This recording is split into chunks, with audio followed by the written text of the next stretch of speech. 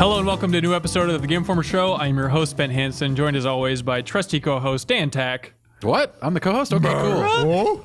Sure. Tim Turry is out of town for this recording, but he will be coming in for the final segment when we finally get around to the Final Fantasy VII Game Club, which we pre-recorded. Ooh. So look forward to that. But don't blow that. You could have just kept the thing alive that, he was coming back in. We were going to do it later, but now you say it was pre-recorded and everyone knows that it's won't have the same spirit and enthusiasm. The man who's a fan of lying to everybody is Jeff Marchiafava. Yeah. Mm-hmm. Keep the lies alive. There we go. And Jeff Cork, the ultimate lie himself.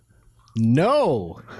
Man, this show is, we're getting off the ground hard and heavy here. Are you excited to be on the show Hard today, and Tack? heavy. I'm always excited to be here. Is that true? It is true. Because I offer to have you on, and you're like, take it or leave it. We'll see how it works with the schedule. It's one of those busy weeks for me, so you know. But you know what? I'm always happy to be on this show. I would like to see an F yeah next time I ask you to be on the show. Next time it will be an F yeah, a resounding F yeah. Speaking of F yeah, we got a hell of a show here, folks. What? Yeah, we're going to be talking about Firewatch. Going to be talking about some hot XCOM 2 tips with Dan Tack. Ooh, fire hot. Other things thrown in there that are too red hot to talk about. And then the long-awaited Final Fantasy VII Game Club coming at the end after some emails. I can't wait for that. Yeah. People have been waiting for that. It has been pre-recorded, though. Shut up. I apologize. I apologize for the week delay. I felt really bad about it. Thank you for the well wishes after my surgery. You felt bad about it. You were on death's door, and you're upset that you couldn't do the game club. It's Your really organs fine. were exploding Show inside. us your scar. Pull up your top. That's weird for the YouTube version. I'm not going to pull it up, but it's cool and scary. It is really cool. Yeah. So the surgeon or the doctor, he really wanted to put me to surgery for appendix surgery. Mm-hmm. Yes. He's like, I went in there after being transferred from another hospital, and he's like, "Oh, it's your appendix. Get you in there. No problems asked. There are no questions asked. You're right in there." And I was like, I think I want to scan. He's like, "Don't waste time. Just get in there right now." Like, I'm gonna go for this scan. And it's gonna take a long time. Very smart. So after the scan, it was revealed that my gallbladder, he said, was quote all messed up. And he said that it was all messed up. Were you at What doctor was this? Yeah, Totally He was a wallered. hack. He said that the gallbladder was like dripping over all the other organs. It's like a cavern. Yes, that's what I was envisioning. That's not how the insides work. I was waiting for his apology because I was like, "You're going to send me in to get surgery for something that I didn't need." They eventually took it out anyway just to be safe, but that would have been a disaster. I would have had to come back. I think they took it out anyway so that he wouldn't have to say he was wrong. That could be it. Well, he got him in there. His angle, tell me if this makes sense. He said, well, with surgeries, 10 to 15% of the time, we open people up and find out that the thing we thought was wrong with them is not wrong with them at all. Mm-hmm. No, that's that guy. But he says that's a good so thing. terrified. And it's better than if 100% of the surgeries were accurate. Because his angle was if 100% of the time when people go in for surgeries, you find what they're looking for, that means that they're also missing a lot. So the fact that 10 to 15% there's nothing wrong with this person you just gutted, that means that they're for sure not missing any. Also, I love to make appendix chili. Oh boy. Good evening. When we build bridges, if 100 of them didn't fall down, that would be a disaster because what would we do when wrong? It's terrible logic. It's rough logic. Don't ever go back to that doctor. I just sat in the hospital after the surgery eating a ton of free tapioca pudding and thinking about those statistics. And Was it really sense? free that pudding tapioca wasn't pudding? free. That's I haven't had a bill yet. $50 a pop. Yeah. This is certainly an off-topic conversation, but yeah, one of the most terrifying stats I think I ever read was before 1980, there were tons of horrible botched surgeries because they had just had the wrong person. They never checked to see if it was the right person. Well, now they make up for it by asking you your full name and birthday 6,000 times. Yeah, I mean, it's there for your protection. They also make you verbally explain what surgery you're having, Wow. as you're being wheeled into the They operating put room. the mask over, have you count backwards. By the way, what are you here for? That's exactly it. When they asked you, did you say, "Well, my gallbladder's dripping on all the other organs"? And Just it's drippy all organs messed up. in It's all general. messed up. That's the last thing you want to hear. Just it's all messed up. Get them in the auto repair shop right I away. still don't really know what happened. They didn't really give me a recap of any sort. The surgeon was out for the next day. So who knows? But we're here. I'm happy to see Jeff Cork. I listened to last week's episode with you talking about Lego, and I was I screaming. wish you were there. I know. I was on the screaming into podcast. my iPhone talk about this, talk about this. But we went to England together. Yeah, we did. We went to TT Fusion and Yeah. saw Lego Star Wars The Force Awakens, which was fun because 2 weeks ago on the podcast, we talked Yes. about the new Lego Marvel game. We had to play very stupid. I don't know. Oh, what could they do You were living the next? lie. I told you. That's how right. you do it. Life's There a you go. lie, baby. Learn to accept It's it. not just me. But Jeff Cork, Yes, sir. I was What did you yell about? I was a little bit disappointed with Lego Jurassic World. We talked about it on the podcast a lot. Yes. This is the same developer. Look, it's a Lego game. But I will say the presentation in Lego Star Wars The Force Awakens is a lot better than I expected. Yeah. Like even like seeing like the kind of Star Fox sequences, Star Fox-esque with the Millennium Falcon and stuff, like the camera work when it does like the rotation thing, they try and mirror, the shot on Jakku in the opening of the film where it's right in there that was in the first trailer. And like it looks surprisingly good. Yeah. It's a good looking game. It's a solid looking game. It's funny. It's always a pain in the ass to work with licensed games. Yes. It's never great. It's like, again, we talked about it in the Disney Infinity recap, but it always just gives you that glimpse into like the developers' lives of having to deal with a license as powerful as Star Wars. It is incredible that anything gets done at all. Absolutely. It gets done and then it gets undone. And what's Certain funny things. though is it's just people making these decisions. And Yeah. So it's not like there's this alien presence that's like I could carve the world in half if you don't follow my orders. It's just a bunch of people making calls. It's that somebody are sitting back. inconvenient at times. Absolutely. And they just have a million meetings about like, yeah, what color is Yoda's blood? All right, we'll go with this. Yeah. Yeah. But it's fun just hearing like what Lucas is sensitive about with Force Awakens, Force sensitive. Stuff like they didn't want too many jokes at the very end of the movie, what they consider the epilogue, which I won't spoil here, but it's on a certain planet. They're like, Careful. I know. You're Careful. already slipping here. There's going to be spoilers. So it's here. not a space It's battle. absolutely not going to be spoilers. All right. There's a planet at the end of the movie, and so they're it like, has an end. we don't really want too much comedy in that section. Yeah. So it's weird that even like it's not just hey, here's a movie, make a funny game out of it. It's like even within different sections they have to divvy up like be really funny here. This we kind of want to keep sacred in a certain way. Makes a lot of sense to me, actually. Yeah, other things which are, as Dan Tack and I described yesterday, devastating. They are allowed to be funny with the Really? film. Yes. So it's a fascinating process. That's bizarre. That's really weird. It's really strange, but it's a fascinating process to take Force Awakens and turn it into a comedic game. I'm in love with that idea, and so it was a fun trip just to pick their brains about exactly how that works. Yeah. How much they knew ahead of time, how vague they can be about what they knew. It was fun to like after the film The Force Awakens, getting really into it, to then go on that trip and be like, all right, here's round 2. Go even deeper than you thought. Yep. Did you enjoy diving deep into The Force Awakens even more? I enjoyed it. It was a fun time. I always have a good time with you. That's very sweet. Podcast notwithstanding. Even though we went over to England the week that David Bowie died, and No one Alan said Rickman. anything. Not a single person. I did not hear anyone say the words David or Bowie during the entire trip. Yeah, that's weird. No one said, boy, it's really hard going into this moment of silence maybe before I show this demo because, DB is dead. And I'm a big fan. None of Nothing that. like that. Nothing like that. Well, okay. So you'd expect that, when you're going through. were all You would Lego expect at least someone to go, because people are always on their phones, like, They are. holy you see David Bowie died? None of that. Yeah, they're keeping it lighthearted. It's a Lego game, man. Even like Keeping the up the illusion, like, hey, I have a successful marriage back home. Here's a demo. perfect. Jeez. But there are Hard hitting. They keep the jokes in the game. Like a big part of this trip for us was trying to figure out like how are they gonna what's the joke gonna be for this scene? What's the joke gonna be for this scene? And like one of them is like in the beginning of the movie, there's blood on a stormtrooper's helmet. Yes. And it's like, how are they going to do that blood in Lego? And it's like, the answer is a banana. You just throw a banana on his head, and then that stormtrooper has a banana walking around. There's a big green splat Right. from the banana. Oh, this sounds fun. right. It is. It is. sounds really it is fun. a fun idea. Just like the dumbest jokes, or like there's a murder in the opening scene of Force Awakens. There is. And it's like, how are they going to handle that? And the answer is like, Kylo Ren just throws that person into outer space. Isn't a murder when it is there- happens is there as a part of a banana? military operation. Is there a banana? There's a banana then floating after them in space. Yeah. That'd be even funnier. Yeah, but it's a fun concept. Yeah. And so I'm looking forward to seeing I'm how that absolutely game looking is. forward to it. Great, but we should move on to something newer. I wish you were something here fresher. last week. Yeah, Yeah, Legos. would've It's been been nice. great.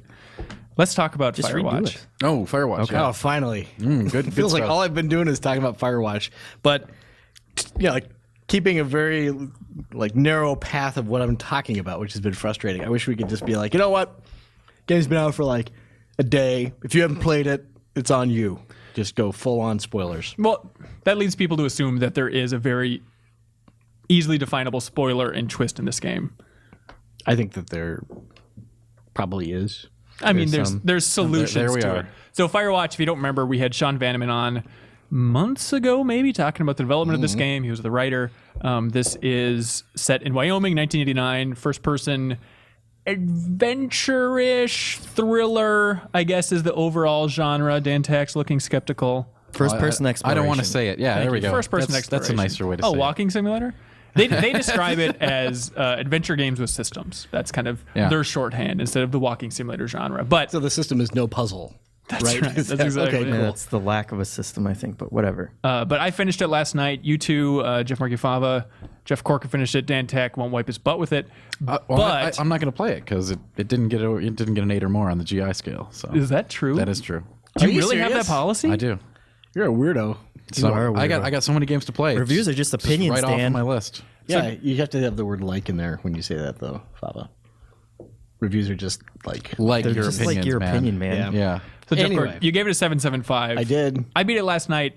I think it's my favorite of that walking simulator genre. Yeah, for sure. I'm in love with the setting. And where does this fall on your It's probably ranking? my favorite as well. But people Or- see 7.75, and I think people take that as that it's not that great. I know it's crazy because it's a good score, but the internet's opinion would be like, "Oh, Firewatch is disappointing." Looking at that score, That ending is disappointing. Absolutely.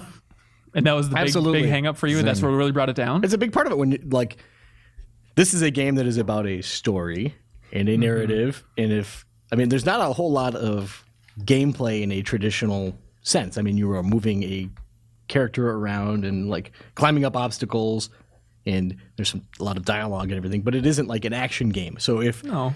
you're hanging your hat on the dialogue or the narrative peg, if you kind of blow it in that regard, in a way, I think that it suffers overall for sure. And it tries to set some things up that just don't pay off. And that was Yeah. I when I was playing through it, again, not to say too much, but the narrative was really driving me, and I really wanted to see what was going to happen. And then when it did, I didn't. Maybe I was just confused or expecting the absolute worst because like the glimpses that I'd heard I from give you, it a Cork. 7.75. Like what? No, but expecting like the absolute worst. But even though, like, is a I think in bit- your review headline, you even mentioned like, oh, disappointing ending, yada yada yada. Yeah, I for saw you sure. like in the Facebook fan group, the Overblood group. You're talking about how disappointing the ending was. I was expecting just a ripe turd where it's just like, oh, that seems fine. It's not sensational. It's not out of this world.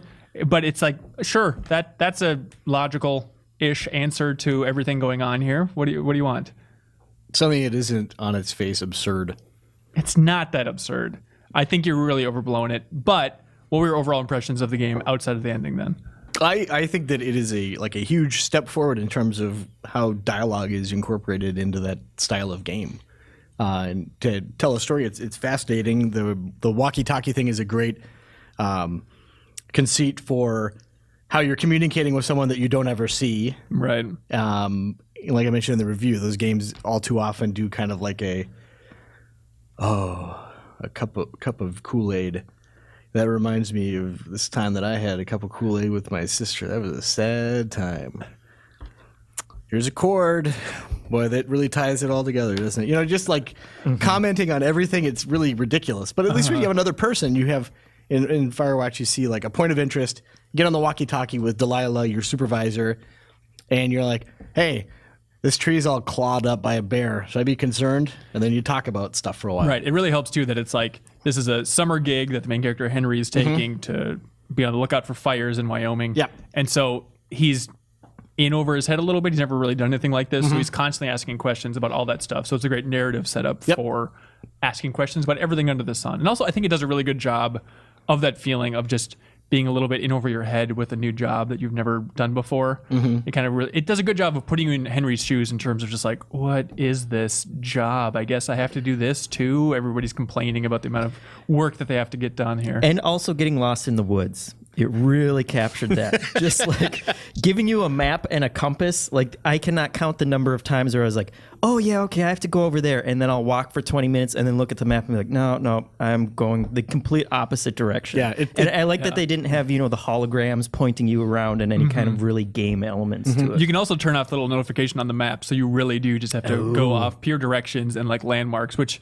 I mean, in a perfect world, that's the way to play this game, Yeah. but no one has time for that crap. No. Dan Tack, Yes, sir. yesterday when I was playing, you requested to watch me play on Steam. That was XCOM.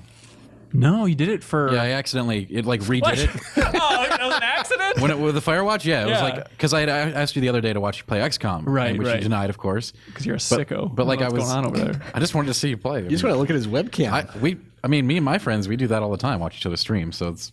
I didn't think it was that weird. parties. It was funny to me though because you requested like, "Hey, can I watch you play Firewatch?" The little prompt came up on and my I- screen, and as that happened, I was just hopelessly lost, like banging into a wall, trying to find my way back into this cave because there's a section where you have to go back in a cave. I don't know if you remember that. And I thought like, "Oh, you go back the way you came," but answer is you have to go all the way around, then back to the cave entrance. And so I was like, well, I don't want to let Dan Tack see me it's- just hopelessly ram into a wall. I over was and playing over again. Overwatch and I accidentally misclicked on that. Had Steam open. Okay. I actually did not want to watch you play Firewatch. He doesn't care. I did want to watch you play XCOM. Oh, well, you know what? We'll get to that in a Yeah. little bit. But what'd you think of the writing overall in Firewatch? It was great. I think aside from, I think the dialogue is super well written and the characters are engaging and interesting, and then it's just that I feel like they kind of lock themselves into we have to have a mystery. And then, unfortunately, that mystery I don't think is what's the most interesting thing about the game. I think it's the characters, and I would have vastly preferred it just had been a mundane summer job. As lame as that sounds, I think people who have played the game probably have grown attached to those characters to some degree, and that's the appeal of the game, not that ridiculous mystery and its What if the unsatisfying mystery? conclusion. It's fine, everybody. Don't listen It's to Cork. fine. It's fine. It's not out of this fine. world for an ending, but it's totally adequate. But like, what if it had an amazing payoff? Would that change your viewpoint? Is it just a lackluster ending that made That it was a entire huge mystery? thing, yeah, for sure. Okay. Yeah. It's an interesting point, though. I mean, you always think about games that don't appreciate or maybe don't realize how powerful the nugget that they have is. Mm-hmm. And so you could have gone for the entire game just like Henry and Delilah talking about emotions and their lives and their histories. Like, that is the game to you. I think that and just kind of exploring the woods and learning about the area and everything. Yeah, for sure. Yeah. I didn't track emotionally that well with the mystery and kind of the rise in tension throughout it. Like, we talked about it this morning, and you had the good point that, like, they're not being realistic. They're kind of putting themselves in a tizzy as for well. sure. But I had a tough time emotionally tracking, like, why are you guys reacting like this? Like, I don't think it's that big of a deal yet. It was a tough thing to emotionally follow. Like, Fava, did you have that? Yeah, there were definitely times where, I mean, I was really intrigued by what was going on, but there were definitely times where it's like, oh my God, this is insane. What's going on? I can't believe this. And it's like you still don't know anything yet, Yeah. and that should kind of be your reaction. And I think this is one thing I brought up to Cork, and he didn't really care, but just the ridiculous amount of swearing stood out to me. Really? And, yeah. What are you doing, playing in front of your baby? No. That doesn't exist yet? No, and as you know, I swear all the time. Yeah. But it just, like every other sentence, they're dropping F-bombs. It felt Flashing like gang signs according to your hand movements. Yeah, that's gang a signs. gang sign. Throwing them up. But that was the one part of the dialogue that felt it crossed beyond. Cork said, like, cool people swear a lot was his joke response to that. But true. It felt like it was way more than you would have in normal conversation with someone that you just met. I don't know. I mean, they definitely go for natural dialogue, and I think like the acting pulls it off to a large degree. So it's just that emphasis for going for something natural and sounding like real people. Where it's like, yeah, I'm with Cork. It didn't strike me. It struck me as realistic more than it struck me as over the top for how much they're swearing. It's more realistic than, like, if you interact with Ben Reeves in real life, he doesn't swear. And it sounds like true. someone is writing his dialogue when he gets frustrated. When he says, oh, heck. Oh, gosh, dang it. That kind of stuff. You're like, He's a religious man. I don't think That's not my anyone problem. in sounds weird. I don't think anyone in our office swears as much as they do, with the exception of maybe Andy, That's true. in just like normal conversation. Something that stood out to me is it's set during 1989, and I feel like I like the writing in it a lot. There's every once in a while it feels a little bit too current. Like there's one moment where Delilah was talking to Henry about something, and then Henry just goes like, "Oh, big time." Like that was his response. Like, I don't know, was it a thing in 1989? Just like the quick big time reference. Dan Tack, that's a current thing, right? There's a Peter Gabriel song called that Big could- Time. I understand it's an expression, but just saying like your reaction to somebody asking like, "Oh, so you're into XCOM too?" Oh, big time. I think that's a new thing. It completely took me out of this cartoony version of the wilderness. Do you I'm notice now the fascinated on the origins of this phrase. So Thank you. Yeah, because your hands look like this. Did that freak you out at all? Just big Team Fortress 2 characters. Yeah. I really love that though. I love like the little.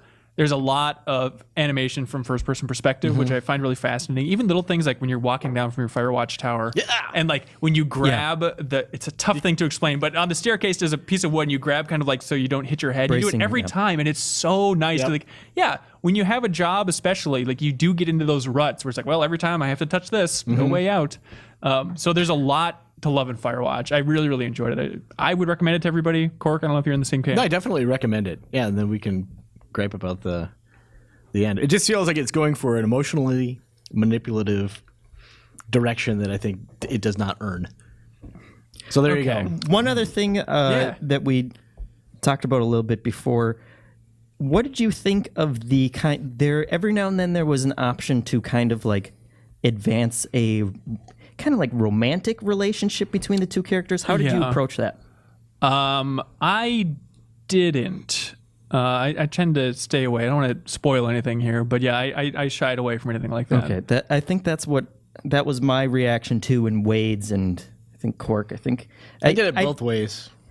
Well, you had to test it. Cork is obviously. getting in there. Yep. But it this. made me wonder, just like, who's that for? You know, is that really to advance like this relationship with them, or is that it just struck me as like not nearly as bad as like a Mass Effect kind of like romance thing, but like if you have these two characters, do you always have to just like try and? I think it added a really interesting wrinkle into that overall story. And it's interesting too because the very introduction of the game, which is like 100% text, choose your own adventure style, you can go down a path where Henry starts going to a bar and starts kind of flirting with the bartender there too. So it does establish some kind of like predisposition to being a flirty dude. Did you like that opening? Like not. I thought it was interesting. Not narratively Yeah. specifically, but like structurally, it reminded me a bit of like Up's opening. And I wonder if they're kind of going for that. It's a unique thing to see in games. I liked it because it let you kind of cruise through a lot of information quickly, and that, like we were talking about this morning too, it's crucial information to have as you're playing the game and you're interacting with Delilah, because you've got this like foundational background info that you kind of played a part in constructing. But I mean, Fabi, you say it's forced. If there are two people who have the same job that just talk on radio all day and they're like drinking booze, like, yeah, it's going to be flirty. It's going to come around. I'm not saying that it's necessarily forced, but it seemed. Yeah, I guess I just don't know who that was for, Jeff, or where that how was many times do we have to say it? Big dogs got to eat, you know? Big Dog's got a effing eat Yeah. to use some swears. Well, yeah, you go. that's I'm going to try this game a perfect conclusion. Yeah. Yeah. Tack's on board. I'm actually, upset. you've piqued my curiosity. I think I have to play it now. It's like Tack's Cork- into it big time now. I know Yeah, you big finished time. it in like around 5 hours. I was rushing for the podcast. I finished it in under 4, but somewhere between 3 and 6 seems realistic for this game. It's like $20. I think 1 it's minute and 24 hours. I don't know. Do some crazy speedrun wall hack or I something. don't know, but it's a shorter It's a experience. I reasonable- recommend checking it out. Yeah, absolutely. I'm legitimately going to. It's short enough too, where if you played through it and you enjoy it, I recommend playing through it again Yeah, I want later. to. And it's fast enough, you can. For sure. Well, hey, we should pick go up from different things. Firewatch to Overwatch here, Dan Tack. Overwatch. What- Overwatch, Blizzard's new shooter. The beta's back open, right? I can't say enough good things about that game. Try. It's fantastic how like even so they made a lot of balance changes in this version of the beta, but you can tell like this is just going to be an amazing game. Like they've got everything down. It's like super accessible for the user who's just like, I want to get in and shoot stuff. And then you've got the abilities and the combinations of moves that seem so simple at first have these nuances to them that allow for extremely high skill ceiling at the same time. What do they add in this beta? Is it new characters, new modes, or anything? There's a new mode, which is sort of like two teams trying to fight for one control point. So that was not in before. I mean, you can expect this kind of stuff to roll out but it's always going to be 6v6 team stuff. And more to people always wondered how the progression system was going to work. Yeah. And that is a big thing now. So you level up. It's a count level. So whatever character you're playing, you're earning XP from playing matches, shooting people, getting medals every match. Every time you level up, there are unlimited levels currently. So like a Paragon system in Diablo 3, if that makes sense. You can level up forever. Every time you level up, you get a loot crate or a loot box, as they call it. And these have items of different rarities, just like Hearthstone and Diablo 2. So, common, epic, legendary, stuff like that. And you can like see it before you open it up. So you're like, ooh, I got some really good coming in this box. You pop it open, skins, cosmetics, voice, poses. There's a lot of cosmetics spray paints, all kinds of stuff. Is that sustainable? I mean, how many of those things can they really roll out? There's a lot of them already. And there's going to be more, down the line. Yeah. Like just even in this initial roll, there's like a bajillion unlocks. Like, is this open beta yet? Or what's this is closed. It's still very much a closed beta. But it's a wide closed beta. No. Exactly. I mean, they have added more, but like it's still pretty closed. I'm sure a lot of people want to get in. And I want to emphasize, like, with Blizzard betas, generally you're looking at an almost finished product. But in this case, this is more of a true beta than I think certainly Hearthstone was or Heroes of the Storm. Like, this is beta, like back in the day. Like, we're still kind of testing stuff, guys. Who's the go-to character for you? My favorite is Bastion currently. Is he the big robot guy? He is the big robot that turns into a turret, and he has a little bird. What does a little bird do? I think I've tried him anything. out once. He doesn't do anything. Can you get different birds? No, but you can get like a bird heroic pose, which I'm working on. What? Like That's the what I bird wanna poses? get. So like when you do, like, let's say you get the play of the game, instead of having that shot, you can get like a really cool like moving shot of the bird coming down and landing on you. It's way more epic than you think, especially when you've just like got a quad kill that got the play of the game. It's like the opening of Shenmue, basically, with the bird. Yeah. Okay, cool. It's exactly like That that. sounds majestic. So, like, it continues to climb through the ranks of your most anticipated games. It's all cosmetic stuff. Yeah. And it works really well since this is like, a traditional retail model. Like, you buy it and you play and you get really cool stuff that makes your character look different. Everything from skins to voices. Oh man, it's great. Question. You said that the leveling up is account wide. Right. So it's not by character. So This is supposed to incentivize people to play correctly by picking counters and stuff. Okay. To Gotcha. other characters instead of just one of the systems they had tried prior to this was you get it at a character level and it's like I want a Bastion gear, man, so I'm playing Bastion regardless of the situation. That's wrong. Right? F my teammates. Yeah, Right, yeah, totally. So then the loot box that you get is specific to the character you're playing at No. the time it's unlocked? Or Could you have just anything for any character in it. But once you get, and there's 4 pieces in each crate. Anytime you get a duplicate, it instantly gets turned into currency, and you can spend that currency on gear for anybody you want. That's smart. When's this game coming out again? Spring. Just spring in general. Just spring. And Blizzard time, so if they get it on the last day of the month, it still counts. we'll it- tell you when spring sprung. Is it just coming out on PC first? No, it's simultaneous release on PC, Xbox One, and PS4. Fantastic. Well, going from Overwatch to Overwatch, Dan Tack, I wanted to talk about XCOM 2 with you. Sure. Oh, man, Because this is a game. I'm really, really bad at that game. I don't blame you. It's definitely harder than the last game. What? Tell us the difficulty you're playing on, and then let us ogle you. Oh, I've tried it on the hardest. That was a short-lived affair. So I bumped it down a notch. All these are Iron Man, of course. I don't play in any mode other than Iron Man. You're an idiot if you play anything other than Iron Man. I don't believe that. I think, especially with this game, like Nice try. they really cut down on the cheese, and I don't know if it feels too forced or You're not. saying they cut the cheese? Yes, but like a popular play style in old XCOM was just get everyone Overwatch, send up your scout, trigger the pod, run back, have everyone Overwatch just gun them down, and you could do that forever, even on the hardest difficulty, and it was like you would just win. I was never smart enough to figure that out, but okay. It's a really easy method. You should go try it. It's just like, hey guys, I'm over here, and then your whole team just guns down everything that comes by when they run back. And it's just like, okay, because they added timers and stuff to like pretty much all the missions, whether it's a explicit or implicit timer. You don't have that luxury. You've got to be moving up and making actions. It's I always hate time levels in games and stuff like that, and so it was a big adjustment to get used to XCOM 2 because it's like, God, 60-70% of the missions do have some sort of timer. So when you have and one those that, are only the explicit timers. The other ones have really like hidden timers. Like if you don't beat this fast enough, you're just going to get reinforced infinitely, and you're going to get killed that way. wait, really? Yeah, there's something like that. Yeah. I had, but you never explained what difficulty you're playing on. So basically, 3 out of 4 on the difficulty So scale? I started off on Legend Iron Man. That was a very short-lived affair. Definitely not at that level yet. Commander Iron Man also broke me, although I tried it for much longer. What does Breaking Dan look like? It's just me sitting there for like 9 hours saying, I'm going to get past this now. And then it's like, nope, you're not. And it's like, well, I made it a little farther this time, so that's progress. It's like, no, I didn't make it any farther this time. And this happened the last 4 times.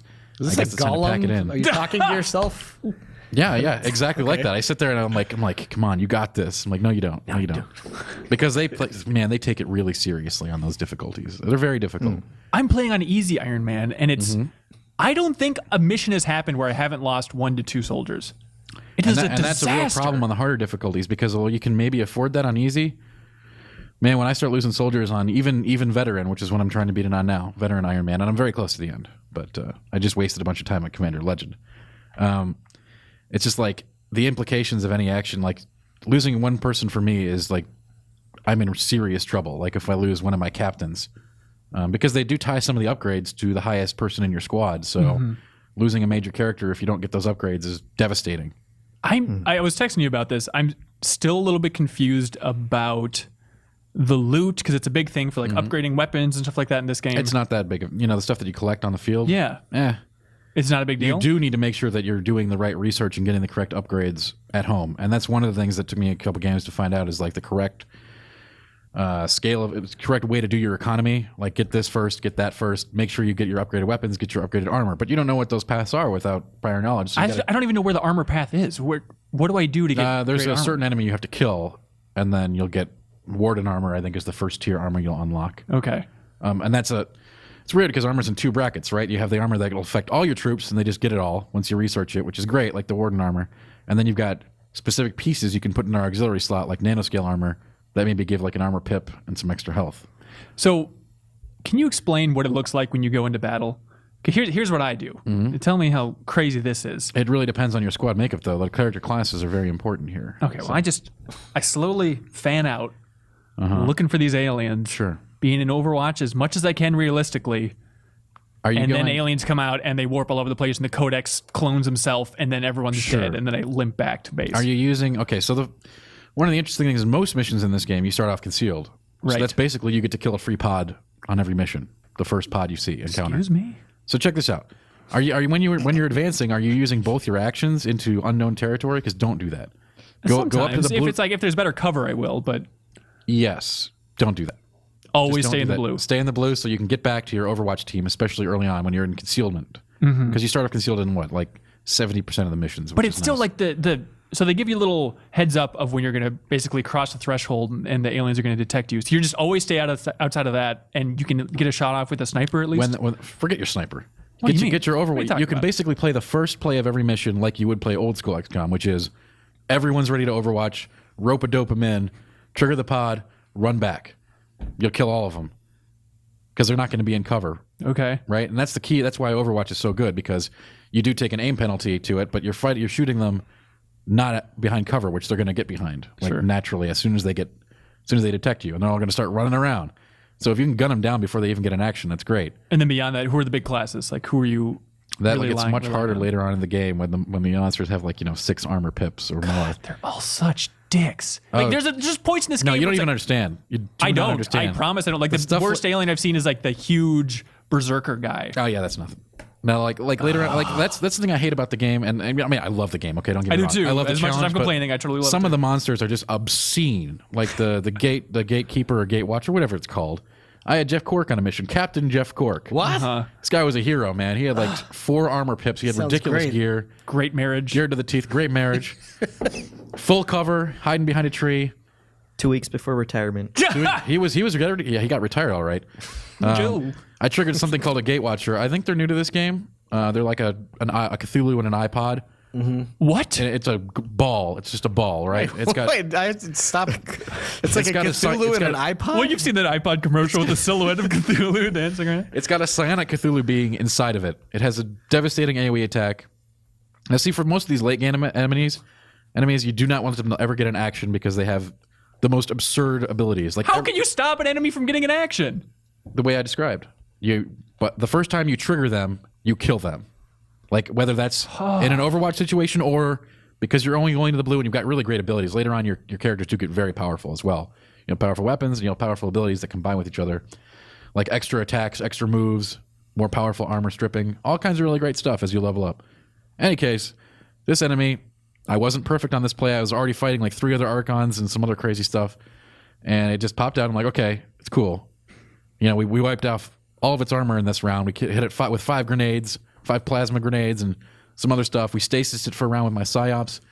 He finally broke free, and he got 1 move off, just 1. And that's all he needed because he went up to Jeff Cork. He put some tentacles around him. It did 8 damage, which is not a lethal blow to Cork, but It's not lethal. whatever move this is, it killed him instantly and turned him into a zombie right there. Just by touching him. And it's extra devastating. And this is such a stupid thing, but it's completely true. With the amount of customization they allow you for soldiers, they've just blown it out of the water compared to Enemy Unknown. And so you can get so nitty gritty and attached to these guys. You can write like their bios. You can write an entire biography for these people. And it's just a slaughter. Like it gets to the point where it's like, all right, XCOM, this is not funny anymore. I mean, like I'm on board for feeling like consequences in games, but this is just beating the bejesus out of me.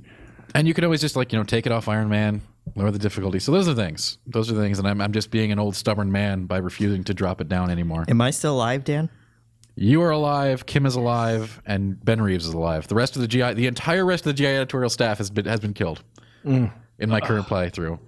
But in your eyes, superior to Enemy Unknown? Absolutely. There's a lot going on here, and I think it's going to take some time I think the optimization might need some work, but there's going to be lots of great modding and other stuff coming down the line. It really succeeds at keeping you always under pressure, and even more so than Enemy Unknown, with the Avatar project constantly growing in the background. I'm at like 8 out of 10 on that. Am I hosed on this campaign? The way that you should be riding the line on that at all times. Like let it get down to the last 14 to 20 hours, like after it gets full pips. Yeah. That's when you should be moving to make your desperation plays. You're always on the wire. Okay. It really bums me out because a lot of people got into Enemy Unknown, a little bit with Enemy Within in the office, and like it was the talk of the town in Game Informer back when Enemy Unknown came out. This time around, no one's playing it. I think it's great. Outside of us and Reeves. There's a lot of good stuff to play out right now, to be fair, man. That's true, but I think a huge thing is the PC only thing. And it's a real bummer. Like, Jeff, you're not a PC gamer at all. Does it just break your heart that you can't play this? Yeah. I was super upset when we first heard that it wasn't coming to console and thinking, why would they do this? And I'm sure, there are sales numbers and all that stuff, but... It just passed 500,000, I think. On Steam. Yeah. By the way, like recently in the last week, I always knew it existed, but I started visiting the Steam Spy website. It's fascinating. Just if you want to know exactly how many copies it's good stuff. A game has sold. Like Firewatch sold 18,000 copies on its first day on Steam. It's like just to have that, I mean, it's give or take. It's all a little bit loose. Right, it's very loose, right? Yeah, like but just to have some idea of like Just Cause 3 on Steam sold 500,000 copies. It's a really fun website to reference that way. But in regards to the console thing, not even having controller support. Yeah. It's like, I thought they were going to completely revamp the interface, but it is damn close to how it was before. It's sure absurd there's no controller support. It seems odd that they made that decision, and I guess it had some, I mean, I don't know this, but I think I heard Reeves talking about it, like it has something to do with the procedural generation aspects that couldn't work on console. Is that...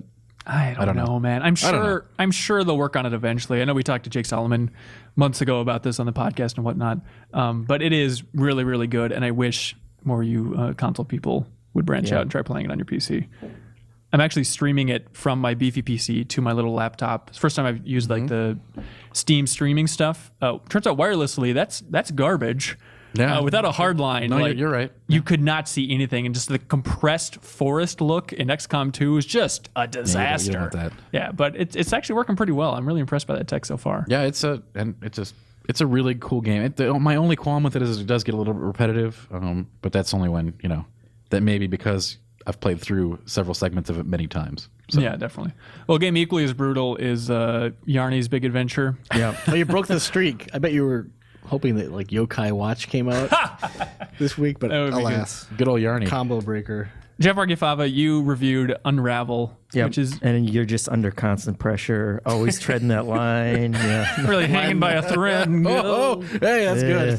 Hey, yes, sir. You just delighted Dan Tack. Jeff Marchiafava, I think I've reached my limit of cute-looking platformers coming from the indie world. Even though EA published it, I don't want to like this game. Jeez, get it all go out on there. The internet then, because you're not alone. There's a lot of hate for this game, but I would say that It is not one of those cute little platformers that you would expect, especially with like the whole yarn aesthetic. They are there is more of a somber kind of melancholy tone to a lot of Like an Ori. levels and Is it stuff. like an Ori? Yeah.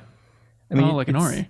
It's an Ori. They try and tell a little more of a, more developed story, and it's all. Are you it's like all a about- sock being made to go put on the foot of a cold little girl or something? Yeah, exactly. Hanson really hates this game, I could tell.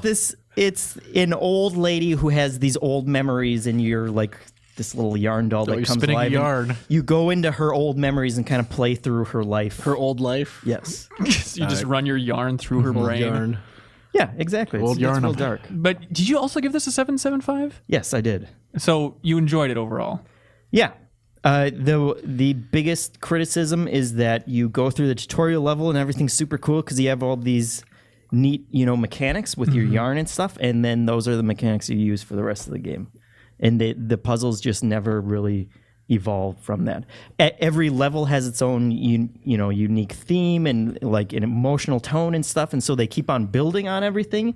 But in terms of the actual like puzzles that you're confronted with, they don't evolve very much. So like Limbo fans, obviously not thematically, but Limbo fans structurally would be a fan of this game. Is that the Yeah, fair comparison? according to Kyle, who's like the biggest Limbo fan there is, he He has a spider seems to tattooed on his enjoying back, by the way. He does. It crawls when he moves his back. It ripples. When he Yeah. flexes. Yeah. He's doing his morning push-ups in the office. Yuck. Anything else notable about Unravel? He's blowing right past it. Yeah, Jeez. No, yeah, I mean, He's red. I enjoyed it, but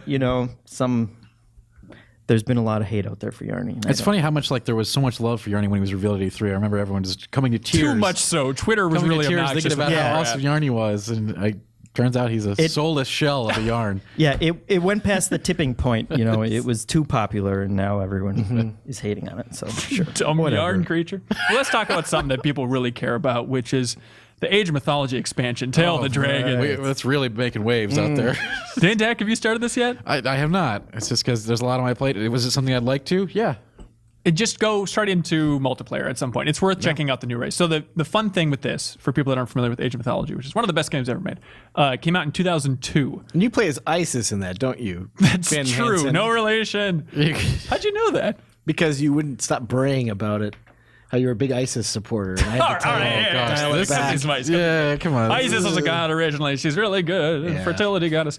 But 2002, this game came out. And then in the year 2016, they released an expansion for Age of Mythology. So weird. It's awesomely strange. It's basically Almost bizarre. It's like a Diablo 2 situation where just like you're out of nowhere. Here's a crazy expansion. Why not? a little bit. It reminds me of like the Mega Man 9 treatment. But I love the idea of taking the Mega Man 9 treatment of like, let's make a new game in that old style, except instead of using retro assets, like let's use assets that are still retro in a different way, but from 2002, some really crude polygonal models. Let's try and create an entirely new race and add a new one to this set, which, I mean, there were 3 originally, there were 4 with the first expansion. Now with this many years later, What is the race? they add the Chinese, which is a Careful. great decision. Like for the last one, they added the Atlanteans, which Dan Tech likes. Which I did like. It's the dumbest. You have the world's mythology to choose from. You have There to could be under- so much fun stuff, and they choose Atlanteans and make it up, and they You're just pull over some spacemen. Greek gods. Yeah. You're someone who understands the landscape of the RTSs back in 2002, and every expansion had to have like crazy wind condition. All right, that was the new thing. That was Sure. what the Atlanteans got. Bringing out the Titans. But it wasn't just the This is Atlanteans that had the mythology. Titans. I Yeah, mean, I everybody know, has I know. Titans, so that was separate than that. I love that expansion. I played it to death. Well, you can see the Chinese Titan if you play this one. I would love to. Okay. I'm looking Overall, forward to it. it seems a little bit buggy. People are really complaining about the campaign, but I think a lot of that is just rose-colored glasses for Age of Mythology's campaign. It's which I just don't think so is weird to great. me. It's been 14 years, right? Like, Yeah. why? What is? Because they sell well on Steam. Like there's still an audience out there. I think it's really, really fun. And they play pretty conservatively. It feels like another kind of Greek in a way. Like they're pretty by the numbers, but it's still some fun stuff. The twist and the fun part here is they bring back something which we haven't seen since Age of Empires 2, which is the monks for the Chinese. They can convert units. No, yeah, that was really OP back then. Yeah, it's good stuff. Yeah, it's a fun callback for fans of ensembles. One question I do have though, games. Yeah. which is important when I went back and played the other Age of Empires things, like has the multiplayer kit gotten better? Like we're still trying to run things on the old connect to people like thing? Does it have to people? Does it have a better multiplayer system of getting people's game? Is it peer to peer? Is what I'm asking you. I don't know, man. You go online, you play games with people. All right, I don't know how it's connecting. It's connecting to like a server on their side. I have no other questions, Your Honor. I mean, you played the Steam version of Age of Mythology. I mean, it's that same basic infrastructure for online games and whatnot. Sure. It seems to work well. It's fun to have some excitement in that community, but that's all we'll say about that. You guys want to move on to some fan questions? Let's do it. All right.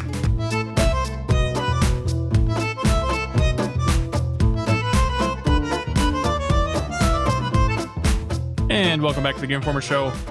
Because Tim's out, sadly, he'll be back next week.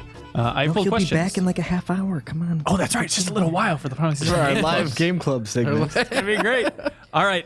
First question is from Penultimate Spaz on the site. Oh, big God. GI community member. Oh, yeah. Not a fan of him? I'm familiar with him. What does that mean? He posts a lot. I appreciate the fact that he comments quite a bit.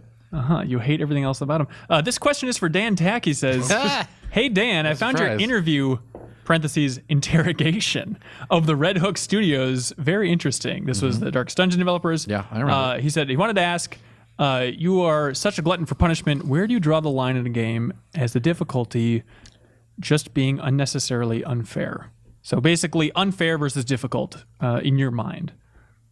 I don't know that I've ever played an unfair game. It's just about upping my skill level to that quality, and sometimes that's not always realistic. So Never played an unfair game? Really? Have you tried Overwatch? what is an unfair game? Like, the game presents rules, and either you can hack it or you can't, and sometimes I can't. Well, what So about it's just reality. like random shots out of the dark? Monster jumping on you from behind. Well, Martian Gothic that we're playing a super That's not replay a of game. right now. That's not a game. That's just come on. That is an awful thing. It is not a game. All right, but you're big on seeing through the systems, understanding exactly what the rule set is. Sure, so you but don't consider it unfair. there is certainly a breaking point even for me. Like, if I'm just not having fun, that's a big concept here. Difficult does not mean I'm not having a good time. Like Dark Souls, man, that game, the first time I played it was extremely punishing, but I was always learning more, exploring more, and figuring out how to work the system. Right? If it comes to a point where I can't after X hours of bashing my head against the wall, then it's just I'm not having a good time with it. You can have a bad time. It's a possibility, yeah. All right, GI Crew, I have a question. This is from Kyle Ellis in Danville, Illinois. Why do all games not get reviewed? An example that comes to mind is the Nathan Drake collection for the PS4. Hey, Kyle, there's only so many of us, and there are a lot of games out there. So some slip through the cracks. Games are long. Games are It long. takes a long time. Yeah, so it's a lot of Joe Juba is the reviews editor. He'll sort through, figure out the stuff that he thinks our audience would care about, the cream of the crop. But for sure, big stuff will always slip through the cracks. I mean, Steam, Can you imagine if we tried to review every Steam game? Oh my God, just to have a quick thumbs up, thumbs down system even, it'd just be impossible. There's so much stuff And I out think there. the one that he calls out, the Uncharted collection, like, how that's going to go. Just like look back at our previous reviews, and the game's a little prettier now. Like it's going to get a good score. If you like those games, then go out and You like photo modes? I wonder if part of it. photo mode. I wonder if part of it is just like people want that super high number associated with the PS4. Maybe like if they bought a PS4 and they want to feel better about the purchase, like having that collection reviewed, and I don't know what it would get, 9.5, 9.25, whatever the hell it would get in theory, just to be like, all right, another above 9 game for PS4. Here we go, boys. Do you think people really think like that?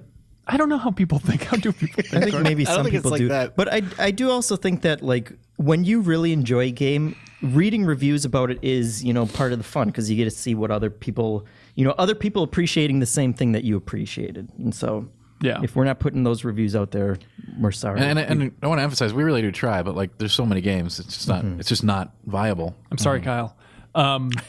What is the best, most hilarious glitch you guys have ever encountered? It's from Tyler in Washington, D.C.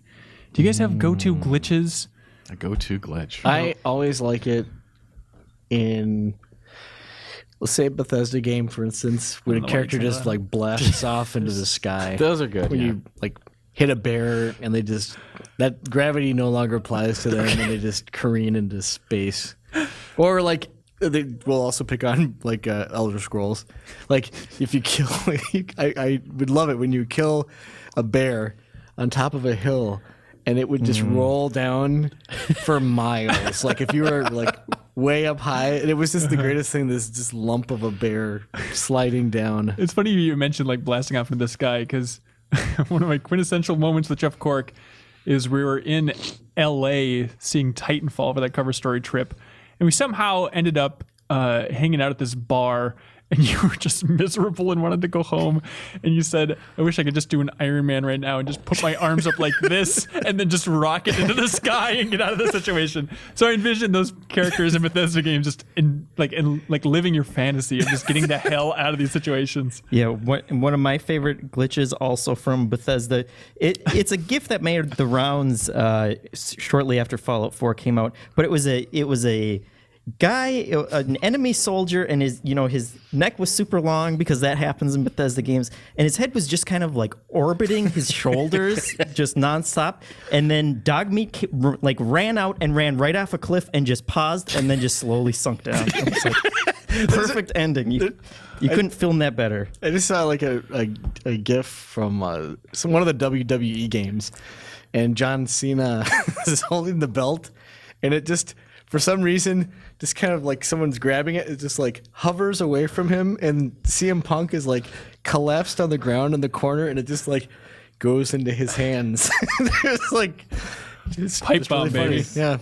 Yeah. My favorite little glitch story from Game Informer is one time Reiner was at the hospital witnessing the birth of his first child, and Matt Birch sent out an email saying, hey, look at this FIFA glitch, where it's like a FIFA player's face like melting off or something, and then Reiner responded to the email and said, this is the greatest thing I've ever seen, as he was at the hospital witnessing the birth of his child. And then everyone's like, what the hell are you doing replying to this email?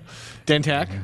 I gotta go. I mean, any Bethesda game is rife with selections, but I guess the most one that comes to memory right now is the Assassin's Creed like no face stuff. That was that was really fun. It is good. Or like the boat that like ascends into heaven from Black Plague. It's good stuff.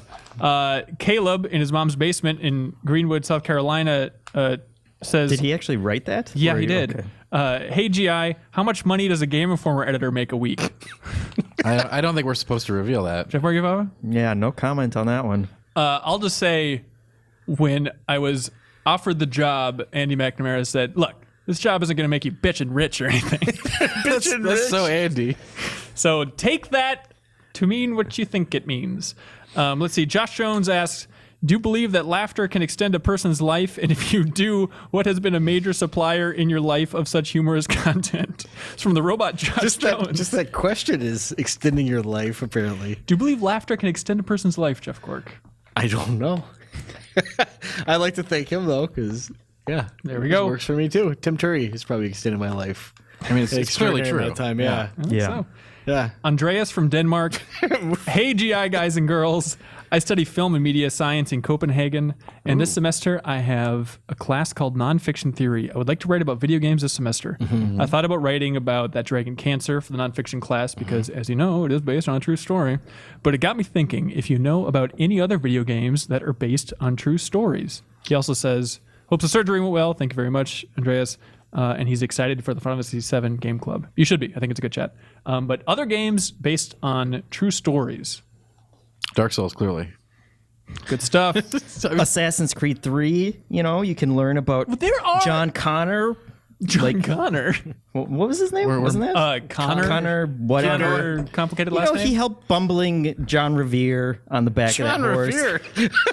And John Washington. Paul Revere, and whatever. The Declaration of John. I learned all my history from Assassin's Creed 3. Well, there is actually, that was the angle I enjoyed Assassin's Creed 3 the most for, was the historical aspect. That's the only reason you can enjoy Assassin's Creed. I want more documentary inspired games, but like the idea of like walking through Boston in the late 1700s, I think it's cool. It's a cool recreation of history. I really appreciate it. Yeah, but you shouldn't actually take any events from, like, the scripted story mission events from that are all just totally bastardizing history. I don't know. I do remember that one Tory's coat kept clipping through that chair. They wrote about that in the diaries. And then he started like just flickering through the earth. Poor Richard's almanac was distributed by wind. I mean, we talked about it a couple weeks ago on the podcast. Sybil is a smaller scale version of a nonfiction game. One of my favorites. But it's fictionalized too, though. I mean, it is. inspired by... That's true. It's inspired. Yeah, exactly. I think he's looking for real hard and fast. Well, here we go. Hard and fast. Obviously, it's an exaggeration, not literal, in a lot of ways. But Valiant Hearts. The Ubisoft Sure. game based on Yeah. World War One, I'd count that. based on diaries from soldiers in World War One. I think it's a great example of that. The gameplay isn't great, but everything else in that game is absolutely amazing. I'll still completely stand by it. But I would love to see more documentary games. I'd like to see a game just based completely around one person's life. No one's really done it. It'll happen. I think, modern gaming has allowed for more of that stuff to come out. Yeah, for sure. Dear everybody on the GI crew, love the podcast, all the other content. He says, keep up the good work on Martian Gothic, Tim. Indeed. And he says, also, any chance that Dan, Tack, and Tim will jump back into the Bloodborne DLC? We had video series about that before. Dan, Tack, any chance? I would love it for it to happen. We do work very hard here at GI, and it's difficult to schedule in. Do I want it to happen? Absolutely. Am I going to push for it? Absolutely.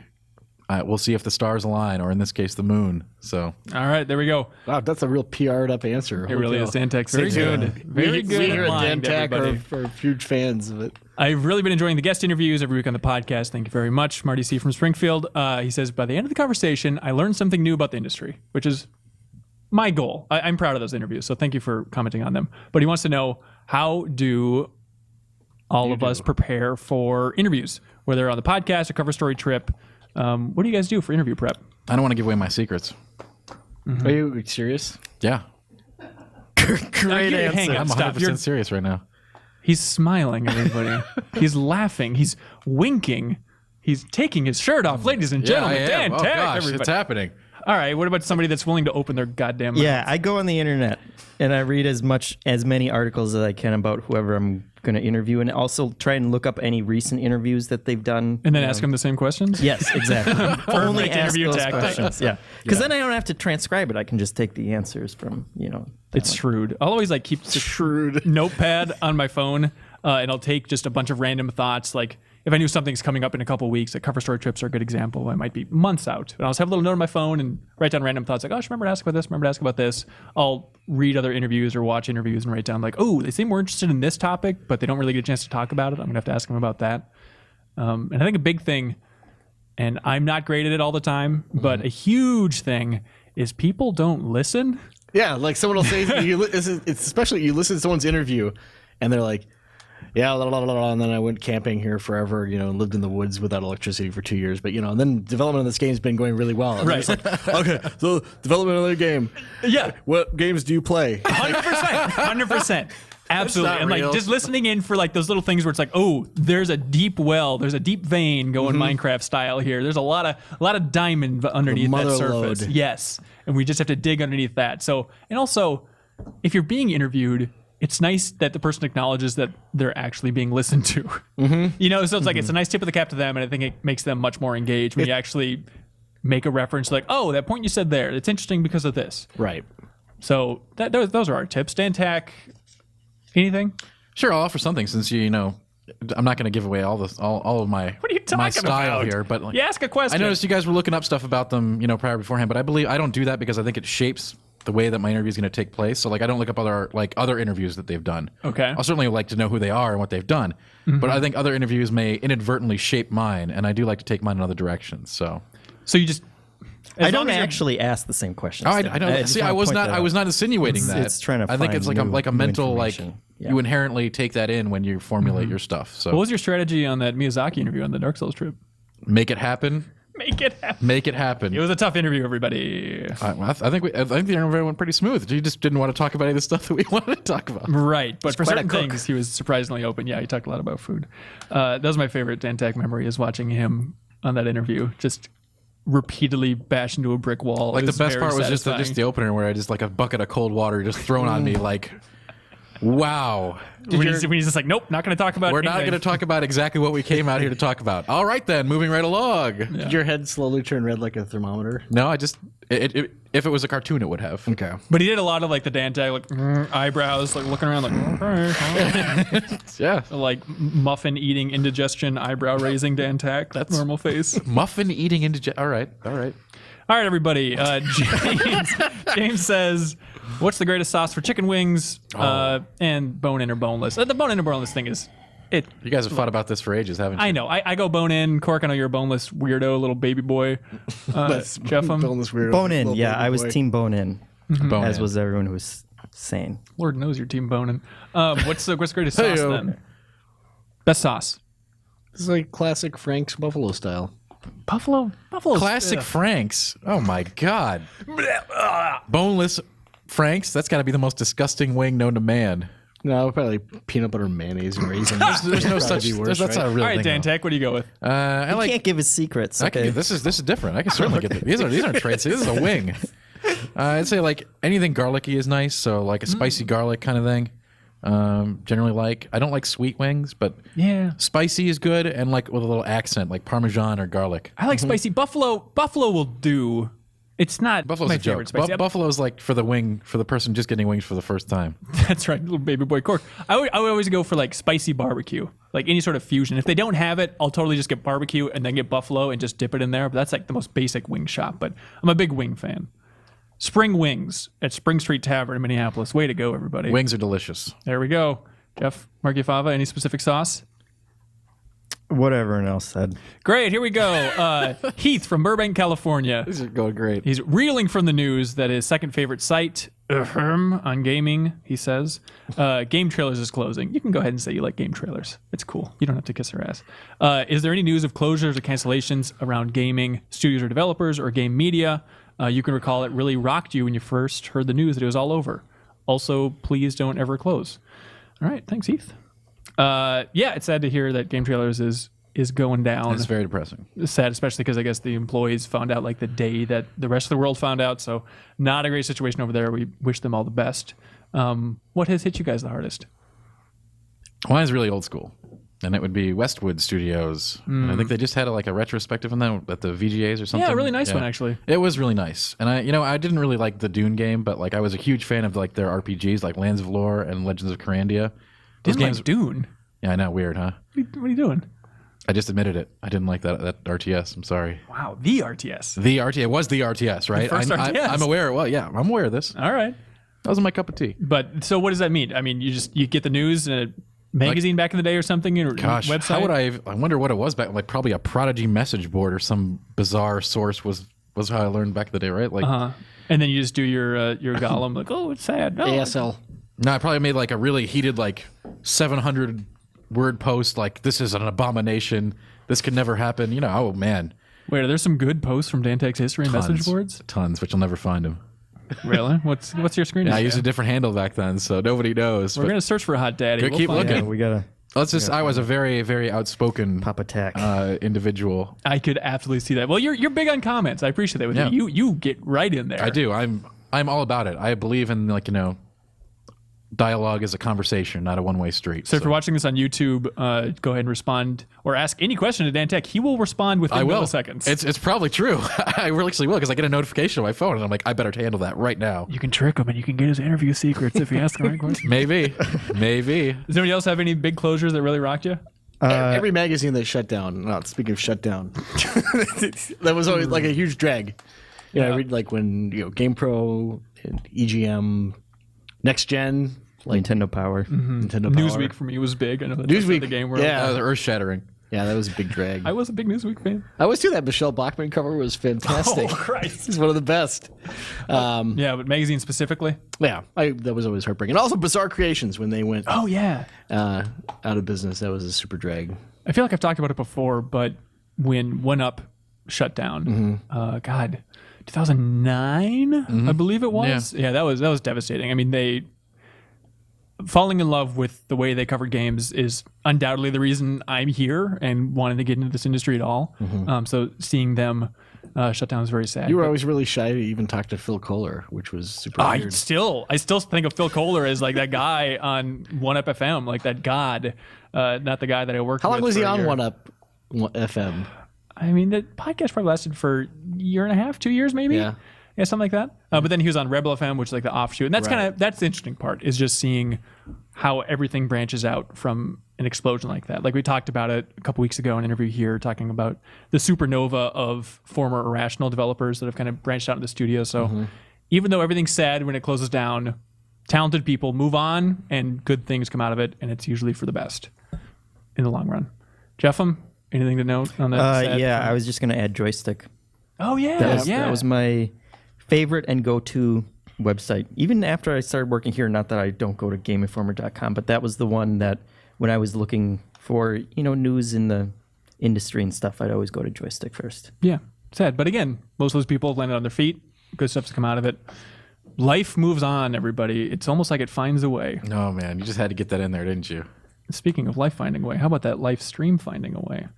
That's right, everybody. Final Fantasy VII coming up next with the Game Club. We have Joe Juba, Matt Miller, Tim Turi, and I going delightfully nitty-gritty on all things Midgar. How do you know? Yeah, what's the email of the It month? hasn't happened yet. Or week, or whatever yeah. you do. What do you guys I'm think? trying to help you out. What do you think? Let's start out. What? Closures was a good one, but I What- think I might be biased since that was the last one asked. What was some? Yeah. What question would be glitches the one? biggest pain to ship the prize to? Yeah, Or I who like ships it out? Do you ship it out? I also like closures. I do. I think it's an It's a good interesting one. one. It's sad, but poignant at this time in our I agree. history. So Heath from Burbank, we will send you out something nice, which is going to be just a sheet of paper with a bunch of hot interview questions Yeah, it from looks Dan like you Tack. just drew a butt on there. Is it going to Two be actually lines. my template for interviews? Man, That's right. Wow. You're the one person that gets it, Heath. So congratulations. Put that on a wall and then yeah. It's like God. Laminate that thing. But thanks everybody for writing into podcast at Game Informer. We encourage you to send in questions, comments, concerns, or just comments on news stories. I think is always really interesting. Like, hey, this big thing happened. Why don't you talk about that? Send letters to feedback at Game Informer too. If you ever want to be in the magazine, That's an interesting point. just do it. Hey, That's an I'm the one who reads them. Just send them to me. That's There it true. is. Jeff does an amazing job He with does. the feedback section in the and magazine. there's so few letters. Is that true? It goes down every month, man. How many do you get a month? Still like maybe 200 or 300, but Oh, what? but that's like spam and garbage and just unprintable. A lot of 'em I just send in rants and there. stuff. Yeah, Perfect. Well, I think we might have you beat on the podcast. All right, but if you want to get in the magazine, feedback at That's right. GameInformer.com. it's super low bar of entry for you. So There we go. Check it out, everybody. Otherwise, stay tuned for a fun chat. And I want to encourage everybody, even if you haven't played Final Fantasy VII, if you want to just understand why people love that game or why it's important in the industry, you can still listen. So we want everybody to tune in, and we look forward to hearing your feedback. But stay tuned for a big old discussion about Final Fantasy VII's opening hours.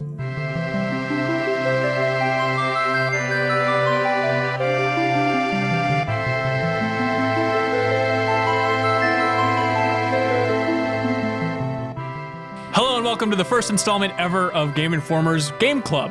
We're finally here, you guys. We finally made it. We're doing it. We're really doing it. Tim and I are in the same room for once. Yeah, it happened. It's amazing. What We're the coming hell? together on this podcast. So this is Game Informer's Game Club. We are going to be, in theory, this is going to be continuing into the future, covering all games. The first installment. Every game ever Covering made. all games. That's right. Exhaustively. Everything ever We're made. not going to stop till we get to every game. That's exactly right. We're really crossing our fingers for an apocalypse, so they stop producing them, and we can really work on that backlog. We finally worked on that Bruce Willis Apocalypse game. But we're talking about Final Fantasy VII.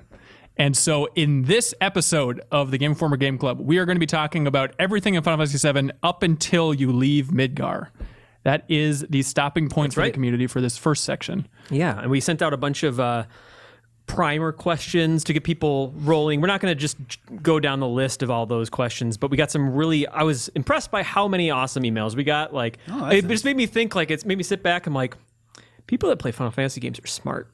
And I was just smartest like, there's community? something to it. I was just like, was genuinely thinking about that. But anyway, I'm Good excited for to you, get to these. everyone. Yeah, You really did. Yeah, eggheads. I am also thrilled by the community response. Like the entire point is to interact with the community more and go for a deep dive with these games. So Yeah. Are you not going to introduce us at all?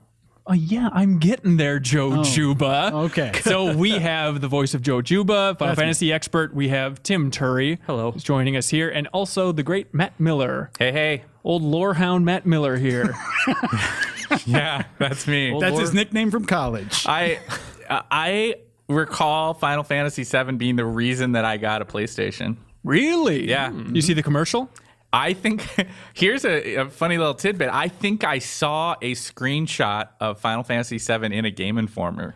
Those screenshots in that old Game Informer are terrible. They're microscopic. Yeah, it was super tiny. I remember I was in like a GameStop just years and years ago. I mean, mid '90s, and opened up the magazine and saw this little tiny itsy bitsy screenshot of Final Fantasy VII, which at the time looked amazing.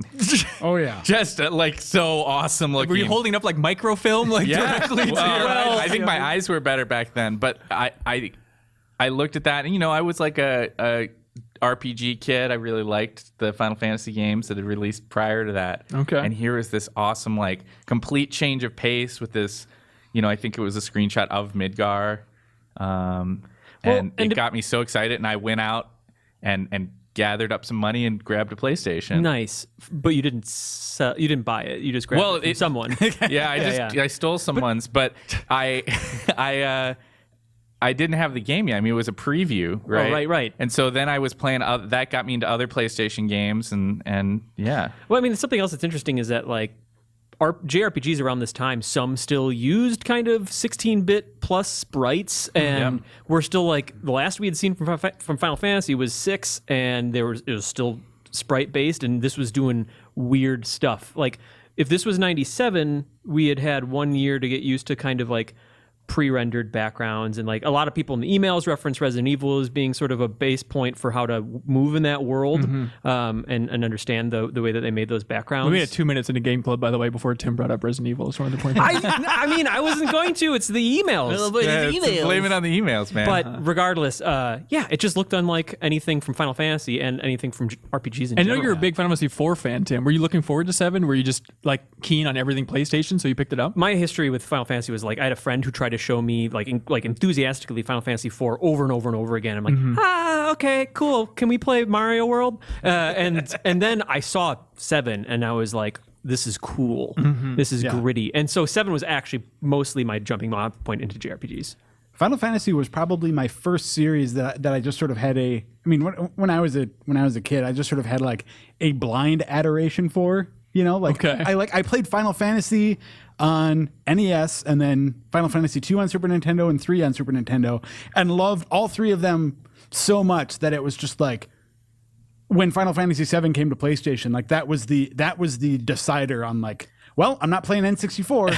I'm playing PlayStation. It's Final Fantasy. That's what I play games for. You know, at that age, I know this sounds totally weird, but the fact that it was Final Fantasy 2 and then Final Fantasy 3 and then for us Final Fantasy VII, like enchanted me. Like I was so like the gods sent down just these selections from the series that just happened somewhere else in the world. Or the idea that it was that much more advanced. Than I played 2 and 3, and now all of a sudden I was going to get to play 7, and it was totally different. I had no idea that like chronologically, this was the next one. I'm totally with you. I remember talking to my friends about it because I fell in love with Final Fantasy VII with like a group of friends, and I remember having a discussion about like, well, maybe there's like 6 other ones, and all of us were like, no way, impossible that there's 6 of these. This It's is like just Leonard a weird Part name. 6. It's just a weird name. Yeah, exactly. I was a complete idiot before I found Final Fantasy VII, and it changed my life. Like gaming wise, I was like Apple II, like Oregon Trail, Hitchhiker's Guide to the Galaxy, and like crappy Garfield platformers on Game Gear. And then somebody loaned me Final Fantasy VII, and it was like, what? I had never seen an RPG before. I had never seen any of these things before, and it absolutely blew my mind. So I have a very soft spot in my heart for this game. Yeah. Well, you should. I mean, it's easy now to, as we are today, going back and playing it and seeing a lot of things that are primitive in retrospect about it. But I think it changed a lot of people's lives at the time as gamers, as recognizing that this is a hobby that I could like get into and get really excited about like what the potential for storytelling was, the potential for like mixing different genre ideas together in a single game for interesting settings. There was all this stuff going on in this game. Yeah. Do you guys want to quickly hear, like we were all talking about our experience playing it as like when it came out or close to the time that it came out and just being intoxicated by it. There are several people who are playing along with us who didn't grow up with it. And one person is Alex, who talks about, just to summarize, his first Final Fantasy was actually Final Fantasy X, and then played like 12 and a little bit of 13, and loved Final Fantasy X. Alex couldn't say enough kind things about it. So he came to 7 for the game club for the first time? Yes, exactly. Oh, awesome. Yeah. Great. So Very cool. he says, I'm currently playing the PC version from Steam with an Xbox One controller. I'm enjoying what I've played so far, but I was surprised by the combat. For some reason, I had it in my head that Final Fantasy VII was turn-based, much like 10. I know there's an option to switch it to that kind of combat, but the fact that active time battle is the default caught me off guard. He doesn't think it's bad combat. I'm having a little difficulty selecting abilities, items, and enemies, more so than other active time battle games that I've played, like Final Fantasy XII. Anyway, but Alex seems to be enjoying it. But that actually struck me too when I was playing. I'm like, oh wait, that's right. It's not pure turn-based. Like, unless I select it, I'm just going to keep getting walloped. Yeah. While I'm trying to remember how to go through these menus, like wake up that old muscle memory. You know, it's kind of funny. Like my default was just like I said, I played previous Final Fantasies and liked the turn-based so much that like just by reflex, as soon as I started this up, I was like, oh, I need to go turn that to wait mode. Yeah, all right. really? Yeah, And really. so like I have no experience with this game as as active. why would you want See, that pressure? I don't. That's not how I like to play Final Fantasy. Yeah, That's fascinating to me. My experience with this game is so contrary to that because I think one of the really potent aspects of Final Fantasy VII is the way that it introduced this element of time and the passage of time into the series in a way that like I don't remember the previous games doing in such a significant way. Like it wasn't just the active time battle stuff. It was, things like time limits on certain sequences in the game. Like we're going to talk about like the opening of this game and how that has this sort of like time limit quality to it. And there's this sort of sense of this kind of constant threat that's looming throughout different portions of Final Fantasy VII that I really like. Something hanging overhead as some sort of threat. some sort of metal plate. Yeah. Just ready to crash seriously, down I mean, like on you. I don't think that's like accidental. I think that was very much that sense of impending doom, whether it was communicated through the battle system or through the setting itself. The idea of Midgar kind of hanging overhead over these slums. There are all these things that were about this trying to communicate this sense of threat. Well, I see Joe going through his Rolodex's mind for other time sequences in Final Fantasy. No, it's not so much that. I'm thinking that, like, I think 4, I think 6 all have, if nothing else, like the option to go to like active mode versus wait mode also in combat, So it's like, I don't know, I guess I think from a narrative standpoint, all the stuff Miller's talking about in terms of like a more sense of like impending threat. I mean, hell, for the whole, I can't say it. It's too Can't far. spoil it, it's too Joe. far We're not ahead. spoiling anything beyond Okay. Midgar. Yeah. It's safe to say that there's more of that coming, though, right? There's stuff overhead. That's what I was going for. Yeah. Right. Yeah, but so like all that I think is right, but for me the battle system just isn't a part of that equation. I think I think it's interesting how I think little will end up probably talking about the battle system, at least this first. I don't know, maybe in the broad scheme of the game, I'm curious how much we'll end up touching on that as being the most important, memorable thing. But the materia system is such a... Anyway, we'll get to that. We can dig into that. But That's part of why I think that you get that sense of urgency, and this is part of the things we brought up to people to consider, is the way that the game kicks off with the reactor sequence. We asked, the reactor assault is often cited as one of the most iconic and memorable opening gameplay sequences ever. And we ask why. Ryan from Minnesota says, consider all the previous introductions to Final Fantasy games. The Mist Dragon, Wing Raptor, the Welk fights in 4, 5, and 6 respectively are all essentially the same tutorial repeated verbatim. This finally gives you something new to do that is both plot relevant and exciting while managing to teach you all of the basics about systems and gameplay without resorting to a long, boring tutorial. See the job system and Magicite videos. That's Ryan pointing that out. And then Randolph just goes on to say, I can't think of any RPGs before this that go off to this fast pace of an opening. It just drops you right in the middle of the action with no tutorials or menial tasks.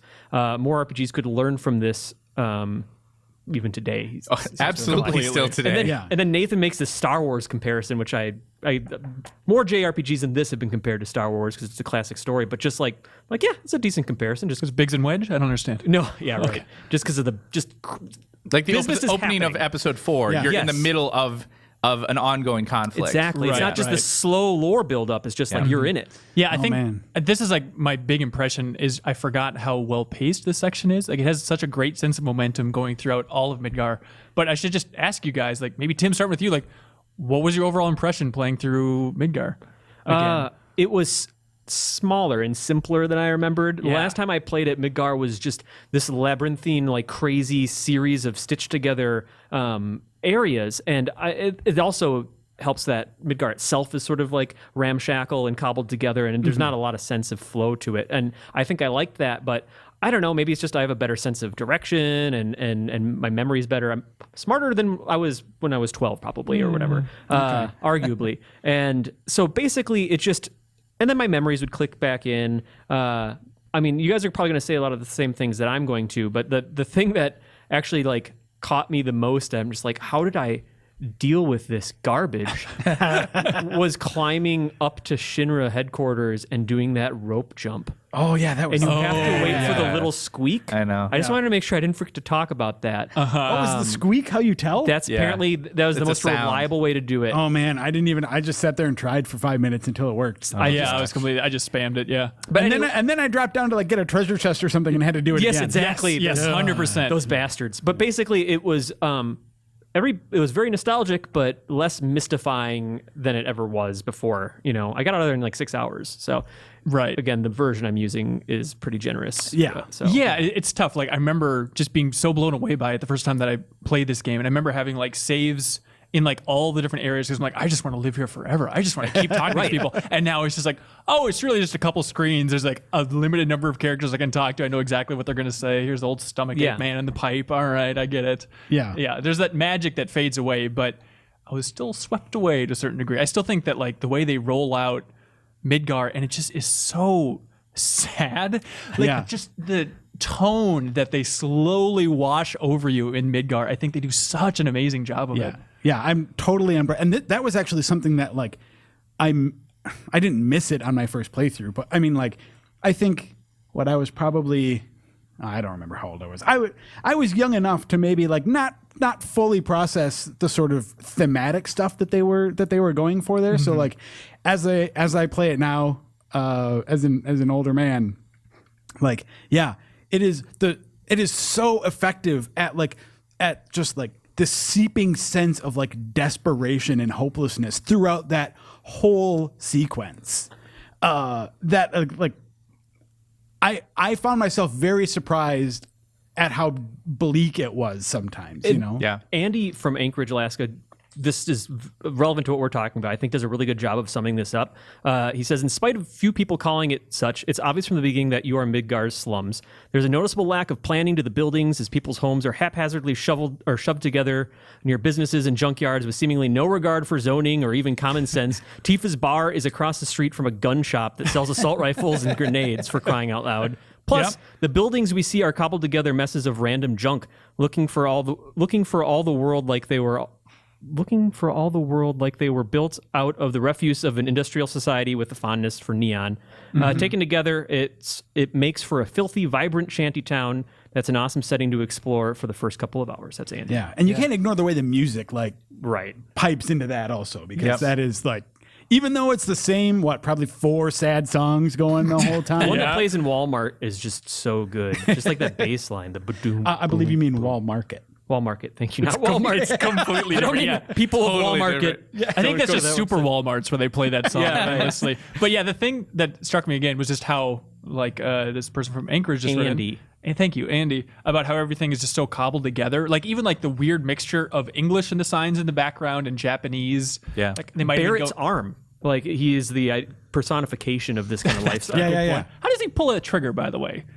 It's when he gets mad. Nobody Does knows. he just has to like flinch hard enough or something? He's got Yeah. to flex his How muscles. does Luke Skywalker move his robo But arm? real quick, like in the junk angle, I just want to bring up too, like something that stood out to me playing through this section again is just how many giant robot hands are strewn about in Midgar. Like, of all the junk in the city, there's just giant robot hands everywhere. Like, I don't know if a former society was obsessed with giant robots, but then they're all flummoxed by, like, the robotic soldier that they fight later. Like, what is this crazy robot? It's like, just look around. The entire city's made out of robots. A bunch of discarded proud clods. Fought some jellyfish. Never mind.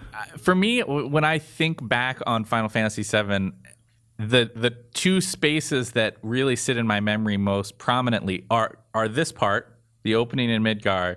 Then there's this big empty place that's from there quite literally until like the last dungeon. And the last dungeon is super, super memorable for me. And don't get me wrong, there's a lot of like cool story moments that occur in those spaces in between. But in terms of like Joe's been playing ahead, everybody. Yeah. I mean, suffice to say that like there's a lot kind of packed in close in Midgar, which I really like about the opening. Not just the very opening, but these opening hours throughout the city.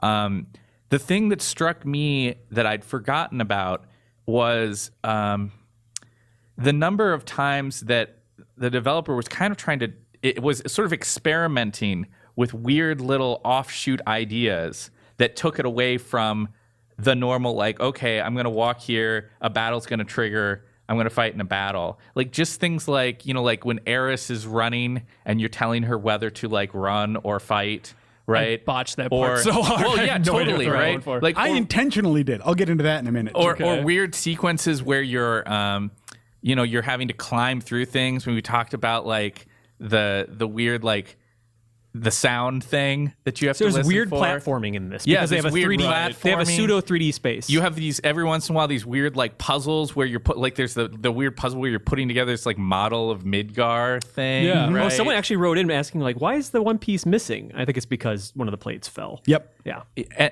Just there were all these let alone the motorcycle sequence. and the motorcycle sequence. Yeah. Like there were a lot of attempts, and mind you, I don't think a lot of them are very good in retrospect, but there were a lot of attempts to do things that took you by surprise and were and kind of changed up the expectation of what you were thinking you were going to get out of this like this classic JRPG kind of style. Yeah.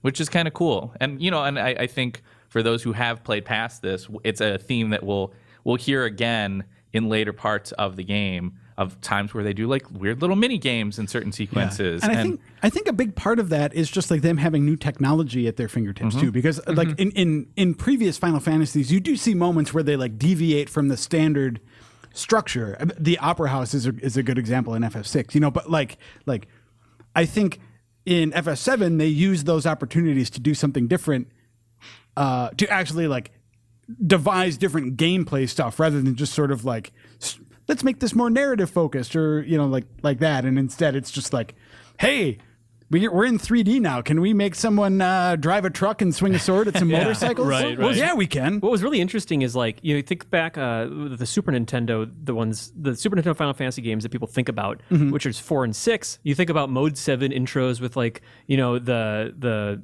Red Wings over Baron or whatever, that whole thing. And they're just immediately trying to show off like the expanse of the world and how big it is. Like, look at what Mode 7 lets us show you the entire world here.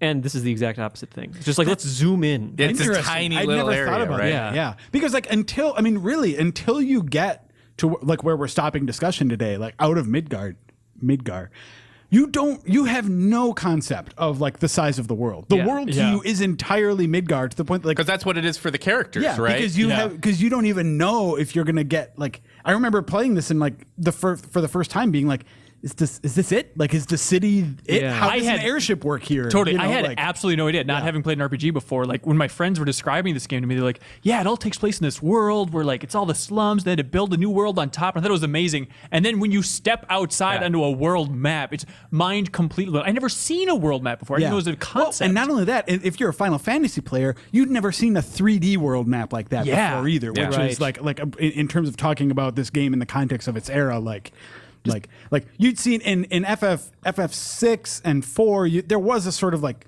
coolness to the way that you were like going around, the way the world would sort of like warp around you a little bit in certain circumstances and stuff, to give the sense of like scope and depth.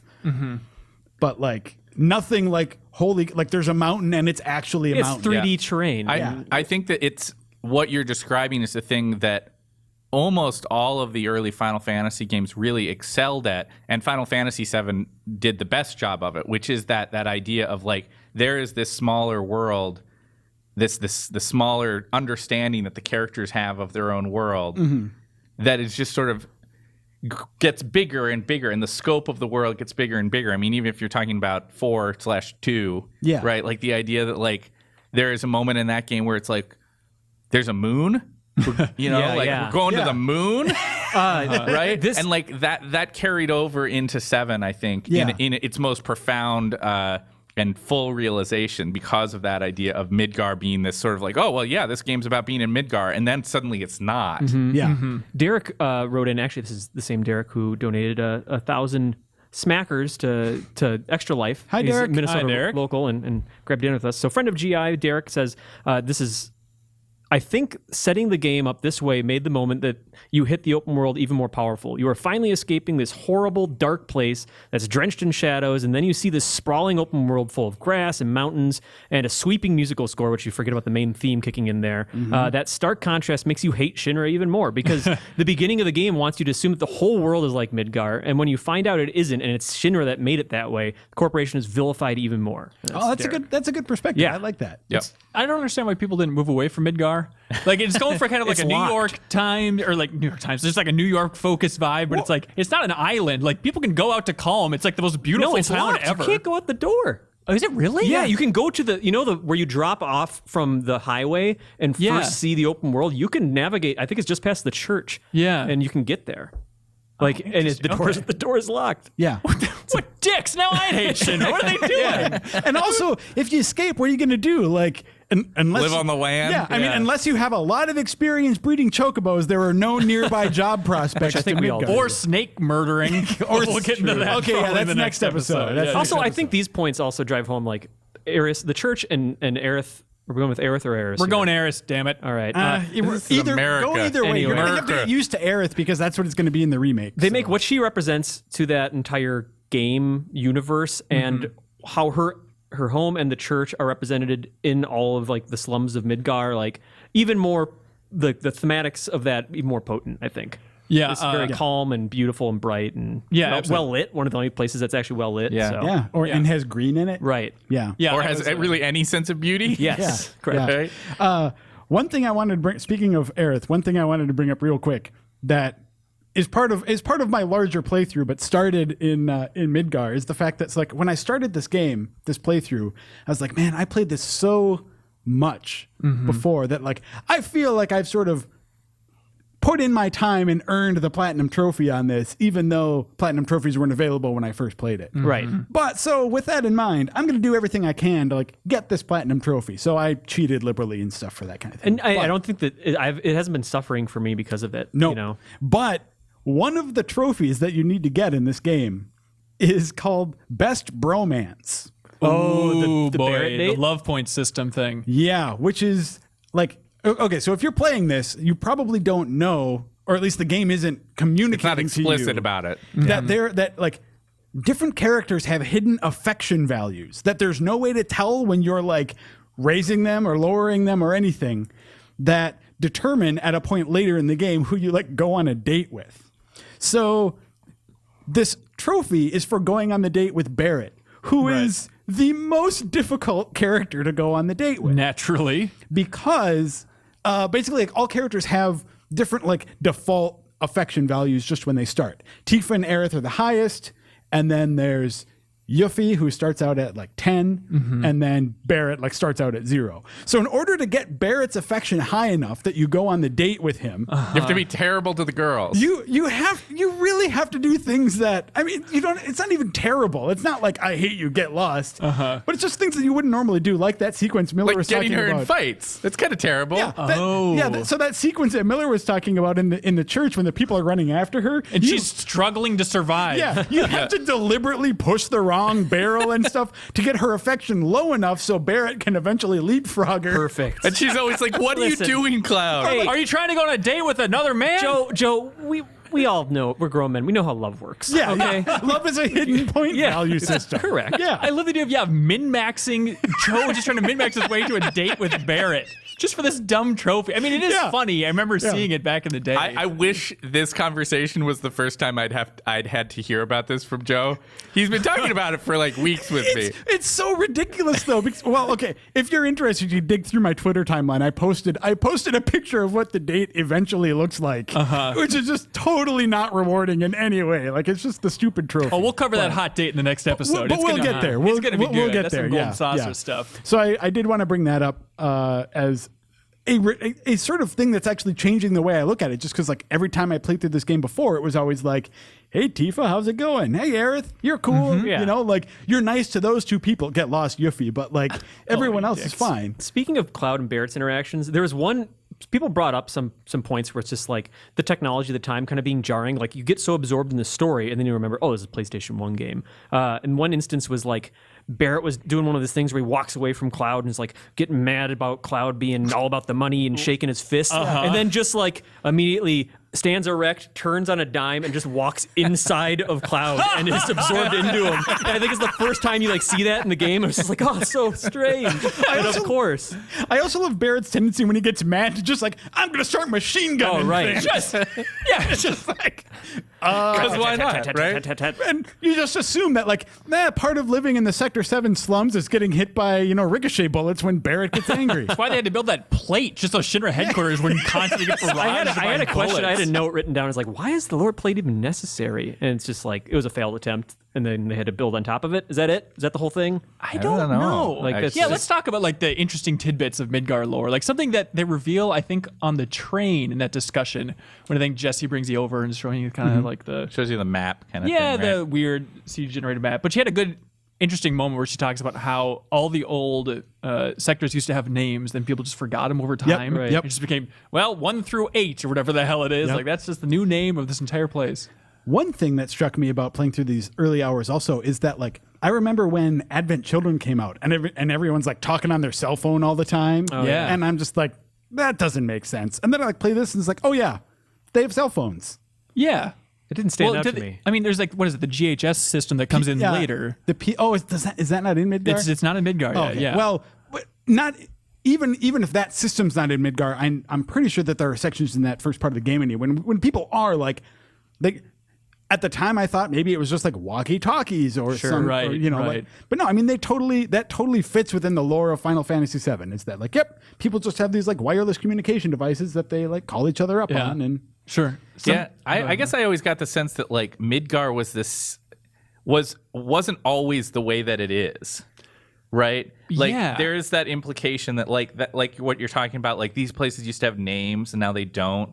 It reminds me of like tropes you see a lot of times that show up in fantasy and sci-fi about like places that have fallen into ruin and decay, kind of, and. I like that about this the world that's presented in this first part of the game, right? That for a lot of these people, they don't even have a memory of it really being any different than this. Well, my question is, when do you think it made the turn? Because there is Mayor Domino in the Shinra headquarters, and he's the mayor of Midgar, and he makes it seem like it was a pretty recent transition, at least, to like Shinra completely taking over. Like he's like, oh, I'm just basically a librarian now, and I doubt he's been saying that for 40 years. I think it's probably just some sort of commentary on capitalism, and I mean, I don't know. It's sure, but within the lore of the game, like how long do you think it's been down to since... decades? You think? I mean, how if Barrett and Avalanche can remember a time where things were maybe better? Because what else would they be fighting for? I wonder. Like, why wouldn't they have given up if they couldn't remember part of what was good about it? Maybe it was always a crap hole, but just like the idea of Shinra as the corporation slowly gaining power within that crap hole. That's the recent thing. Well, if you want a passage of time, here's one thing I wanted to bring up because I like the sequence, which is where Aerith's adopted mother, Elmira. Elmira, great name. And she goes and picks her up because her husband isn't coming. And there's that great, like, little lighthearted thing that they do where it's just like the couples meeting each other, and then the dude comes out and the wife like spins him around in the air. Yeah, this very serious moment. It just goes for a weird joke. But I mean, like, how old was Aerith there? Like, very little. And so it's probably been at least 20 years, and because it still looked like everything looks exactly still like it was terrible. garbage. Yeah. So it's And I at think least, Jesse and Biggs are there too. Aren't they by the lamppost? Am I nuts? I don't know. I mean, I think maybe the implication is that like the city falling into ruin and Shinra rising to prominence has been a sort of long process. But the mayor talking the way that he does sort of implies that more recently the power structure that has always been Shinra's goal has kind of kicked into place, right? Right. That at this point, any power that the government might have had is just gone. But maybe he didn't know that it was happening when it was happening over the course of many years. I don't know. I have an interesting piece of Shinra lore here that I did not know about. Joe from Chicago wrote in.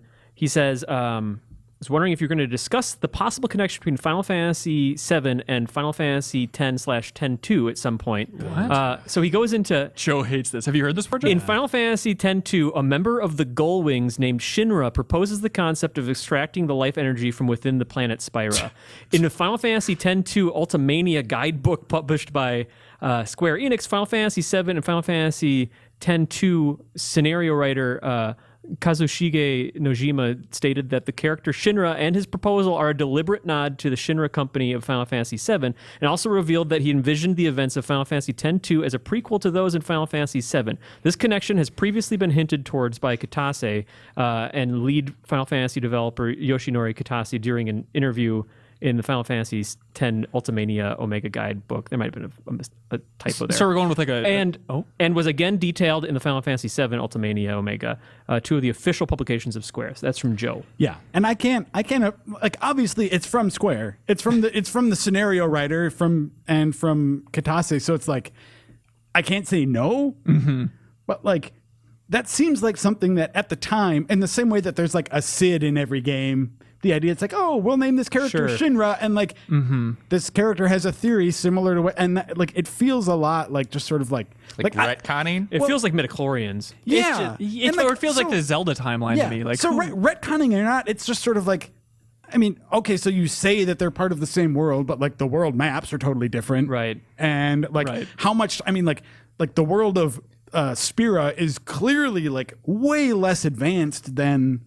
So it's like. Okay, so I guess it would be. That would make prior sense. one in the timeline. Yeah. But anyway. So the checks out, I think. No, I guess. Joe agrees? I guess all I'm saying is that, like, connection or not, it always, like, the way people latch onto that, like, oh, this takes place in the same world, or like the Zelda timeline is a similar thing. It's just sort of like, I would rather just appreciate these things for the sort of like separate scenarios That's that they not where are, the fun rather is. than rather than finding some like, because like, what is that? I know that Miller, you probably know. There's that weird theory out there that like. This whole like spread of fictional like TV and movie universes are connected because of some whatever. I don't remember what it is. It's a fun Easter egg, but anything beyond that. But Miller, since you're a big story guy, and it feels like you maybe have this isn't an insult, maybe the fewest memories of Final Fantasy VII, or at least the memories are the most faded in your mind amongst the four of us. Is that fair to say? You're dumb. I'm an idiot. I think for me there are specific moments that stand out more than there being like the gameplay that stretched between the end of the Midgar sequence, what we played for today's conversation, and the end of the game, with the exception of those big moments like the flashback to the village, City of the Ancients stuff. Stuff like this. I don't want to spoil anything, so I'm kind of trying to talk around things. But there's a lot of stuff that sits out as these particular moments, and then these long stretches of like wandering around the open countryside and going from this town to this place are less potent in my mind. Gotcha. Yeah. So, but where I was going with that is, what do you think of the storytelling in this Midgar section overall? I think it feels now a little bit primitive. I mean, I'd be interested. I don't know, Tim, if you have anybody else in there who was talking about having experienced this story for the first time. I'd be interested to hear that perspective. I mean, I think everybody here played it way back when, and so there's undoubtedly this is a game that is so wrapped up in nostalgia and the desire to like put on rose-tinted glasses and look at it with such fondness. It's really hard for me, certainly, I can't speak for you guys, to separate out that affection and what it did for me as like a game player and the things that got me excited about relate it to video games and their potential. Right. And to separate out that from like looking at it objectively and being like, yeah, that script at this particular part is just not good. Yeah, the script right? I think we can get into and later. Like, yeah, and the translation. but all that said, I think there are themes at play in this Midgar section and overall sort of like structures of these kind of like archetypes, who these characters are, that are pretty timeless, like that hold up pretty well. I think Cloud is a character that you're excited to be, and and he's a compelling sort of, especially at that point, right? Like he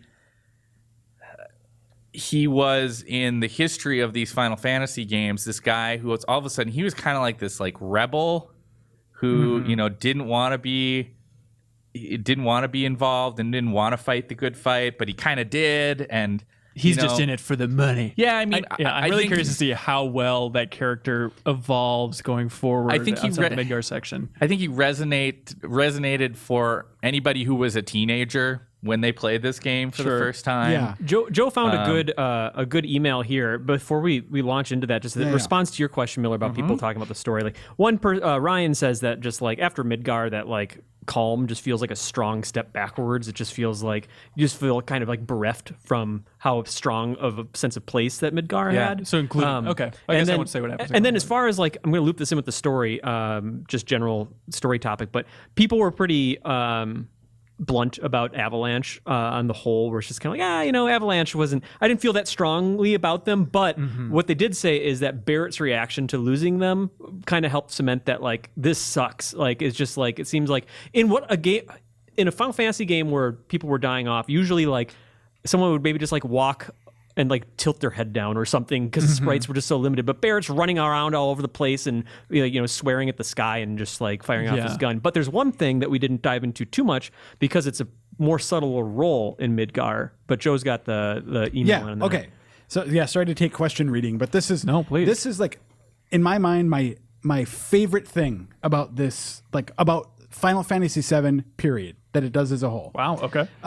That Tony from Minnesota here does a good job of summing up. He says, I think the most impressive part of FF7 so far is how much they've built up Sephiroth without showing him at all. 100%. We've seen him kill the most powerful character we've met so far off screen. We have flashbacks where he kills people. Cloud is scared of him, and Cloud is obviously a powerful person. He's an ancient, something very rare. We don't know him, but yet we fear him. Great atmosphere. You're build. literally following blood trails to get Also, to Sephiroth. the real question is, with that blood trail, like, is that from Genova then? Is he like Yes. dragging the bloody stump of Genova's dumb nipple eye like all through the Shinra headquarters? He is dragging the headless torso of Genova. Put her on your back like Banjo-Kazooie or get a cart or something, Sephiroth. For the love of Christ, it's your mother. He also has that giant sword, just like skewer, put it over your back like a How hard bindle is and it? just go. Yeah. That's so smart. But that was also a thing, is when I got to the end and obviously you see, President Shinra and everyone like taken out by Sephiroth, like they do such a good job. We just realize like, we haven't even seen this guy yet. Like if I had no idea who he was, this guy would be legendary and awesome. You just have this name, basically. Right. And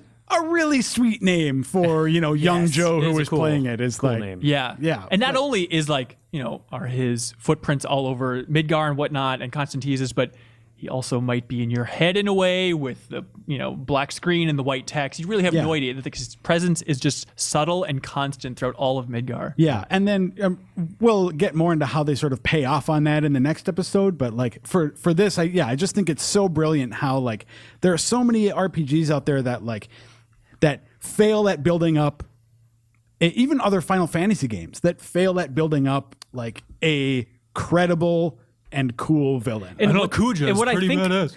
Kuja's just Kuja like is actually a great point because I feel like that's just them being like Sephiroth worked pretty well. Can we kind of do that again somehow? And then like I know there are lots of Kuja lovers out there. I'm sorry. Are there? That was my joke. there are. I remember nothing about Kuja. I've made fun of him several times, and like I always get some vitriol back. So. I think why Sephiroth succeeds too is that every Final Fantasy game generally, a lot of them, the big archetype is like the evil empire, and it's all about them. And then it's like at some point, like the general dies or whatever, and then the real evil that was pulling the strings all along is shown. And what's great about this is they kind of get that out of the way and show that Sephiroth is not only like the real threat threat, but like you don't really know why. So they cut down the cliched empire, which is Shinra in this case, build up a mystery, and it's just you chasing him. And then also Shinra can kind of play in the background as this sort of pest that's kind of keeps coming back at you. Because they're also after the same location. Exactly. Yeah. Right. But they're not the point anymore. And I think that's something that lends itself super well to Final Fantasy VII. Yeah.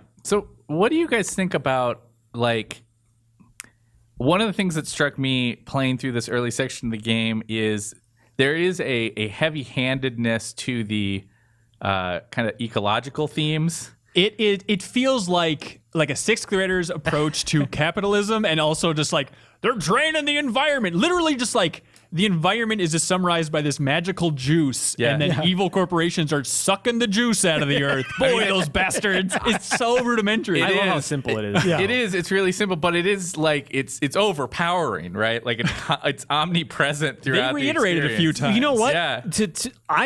A lot of this stuff went over my head when I was a kid. Yeah. It really did. And I was just not playing it for those points. I couldn't zoom out and see the broader picture. I don't know. I think I'd seen Akira at a young age, and Akira, I still sit back, I watch that, and I'm like, I still don't totally like I get it. And then it's the final like 15, 20 minutes where I'm like, I don't know what's happening anymore. And so I think watching like animes like that and Ninja Scroll and like Ghost in the Shell, I had this sort of like gloss that I put over all of it where it's like, if you're trying to tell me something beyond the action, I don't know what you're doing. Yeah. But now returning to it, it is very, very simple. It is really simple, but it's really like it's all over the place. Right. And like I try to think about it within the context of I don't know. I think I don't even know that you can grow up today and not have a little bit more nuanced understanding of like things like climate change and what's happening to the planet and that kind of stuff. Whereas like I can remember being like in middle school and high school in the mid 90s, and like it was still this thing that like people were trying to get other people to pay attention to, but not everybody was doing so yet.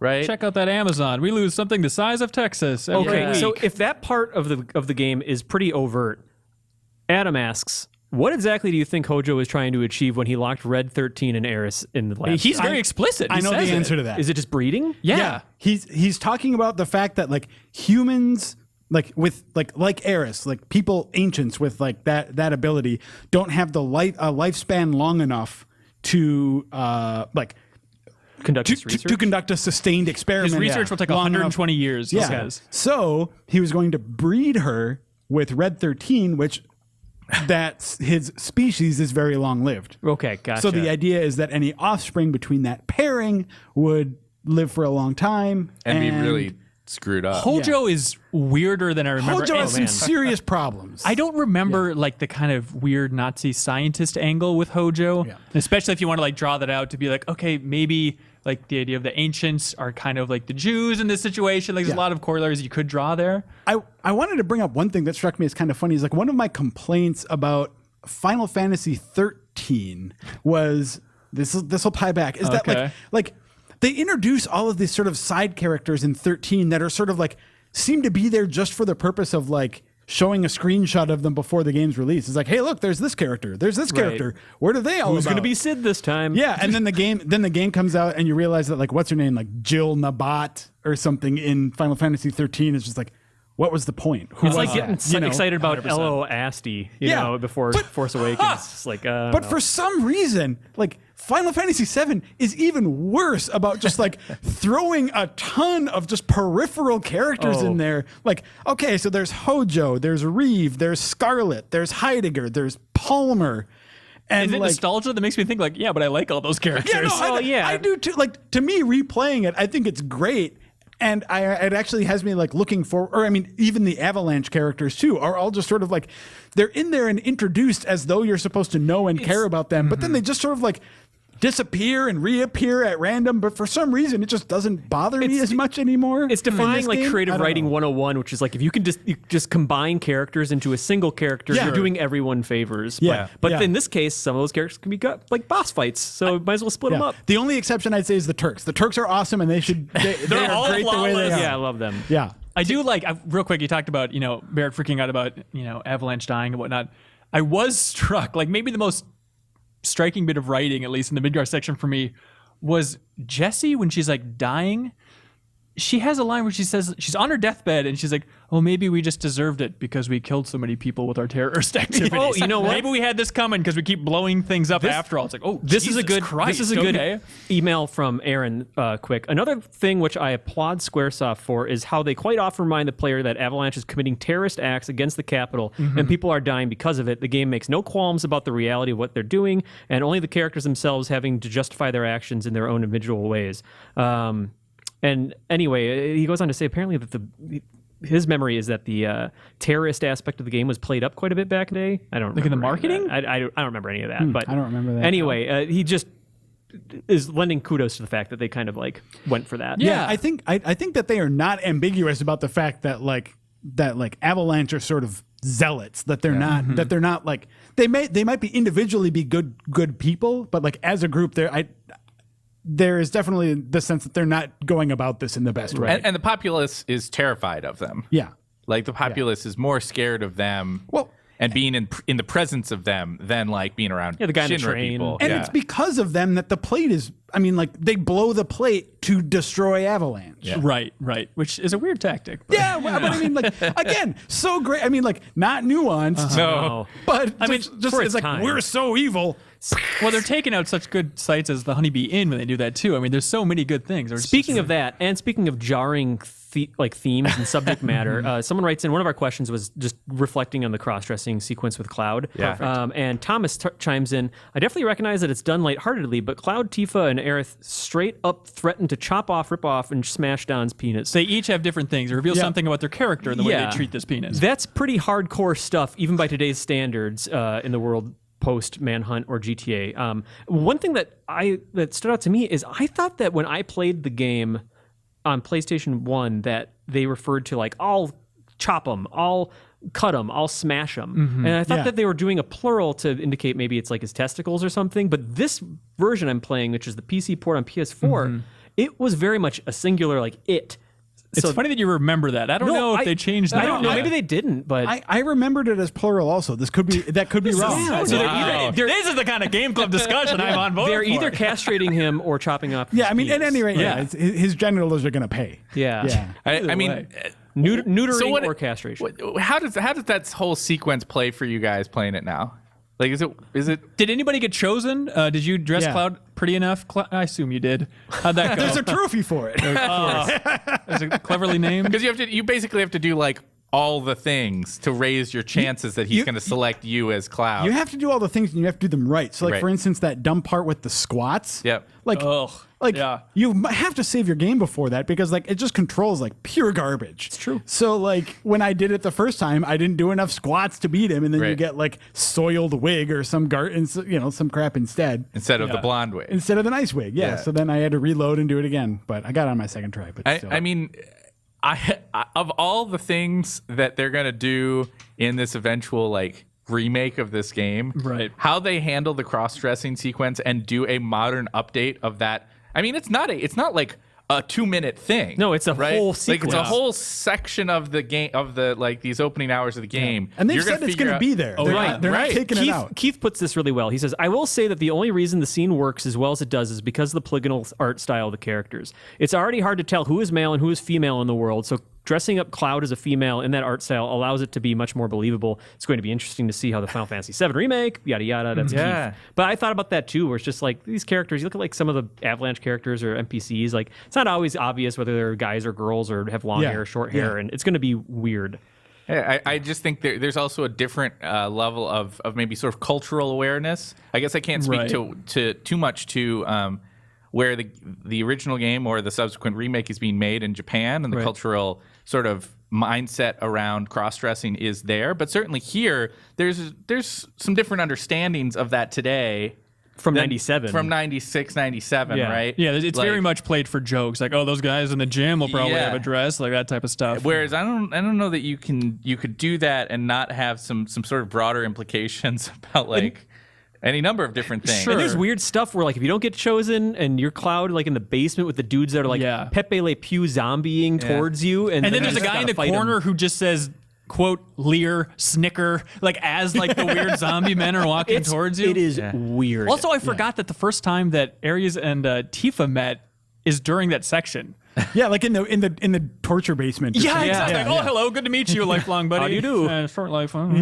Yeah, I don't like Cloud either. What are you talking about? There's so much of that between those two. Like, It's oh, true. gee, is this your girlfriend? Oh, I promise I don't like him. He's It's not. just constant. Where it's like I like keeping it like Tifa's just my old buddy, and Ares maybe something will happen there, and it's tough to role play that when they're Right. constantly Yeah. Tifa's like, oh, I don't know. Something I'd say to people, if you're I know there's a Final Fantasy VII game club, but if you have the extra time and are interested and enjoy the game and the story, pick up Crisis Core on PSP. Yeah, Because like that adds a very cool dimension after you've finished 7.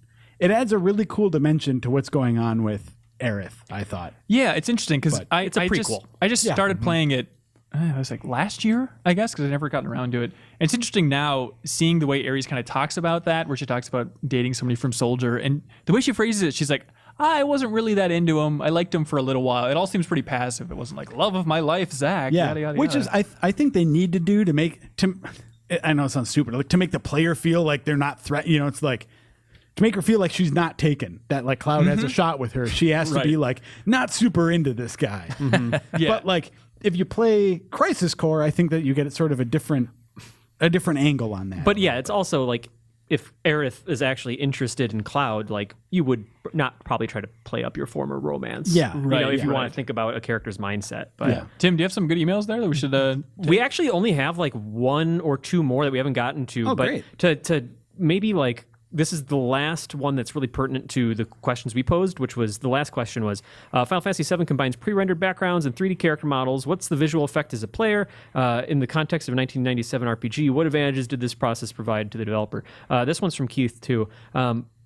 Let's see. He says I just grabbed a paragraph. I didn't grab the whole thing, but so it says when you have the camera close to Cloud, his vibrant and sharp polygons are too much of a contrast between the soft focus and desaturated look of the background. It sometimes takes me out of the game, as I'll occasionally have a hard time telling where my character is supposed to be in relation to the world around him, especially when he moves across the z-axis, which means like further away from the screen or towards you.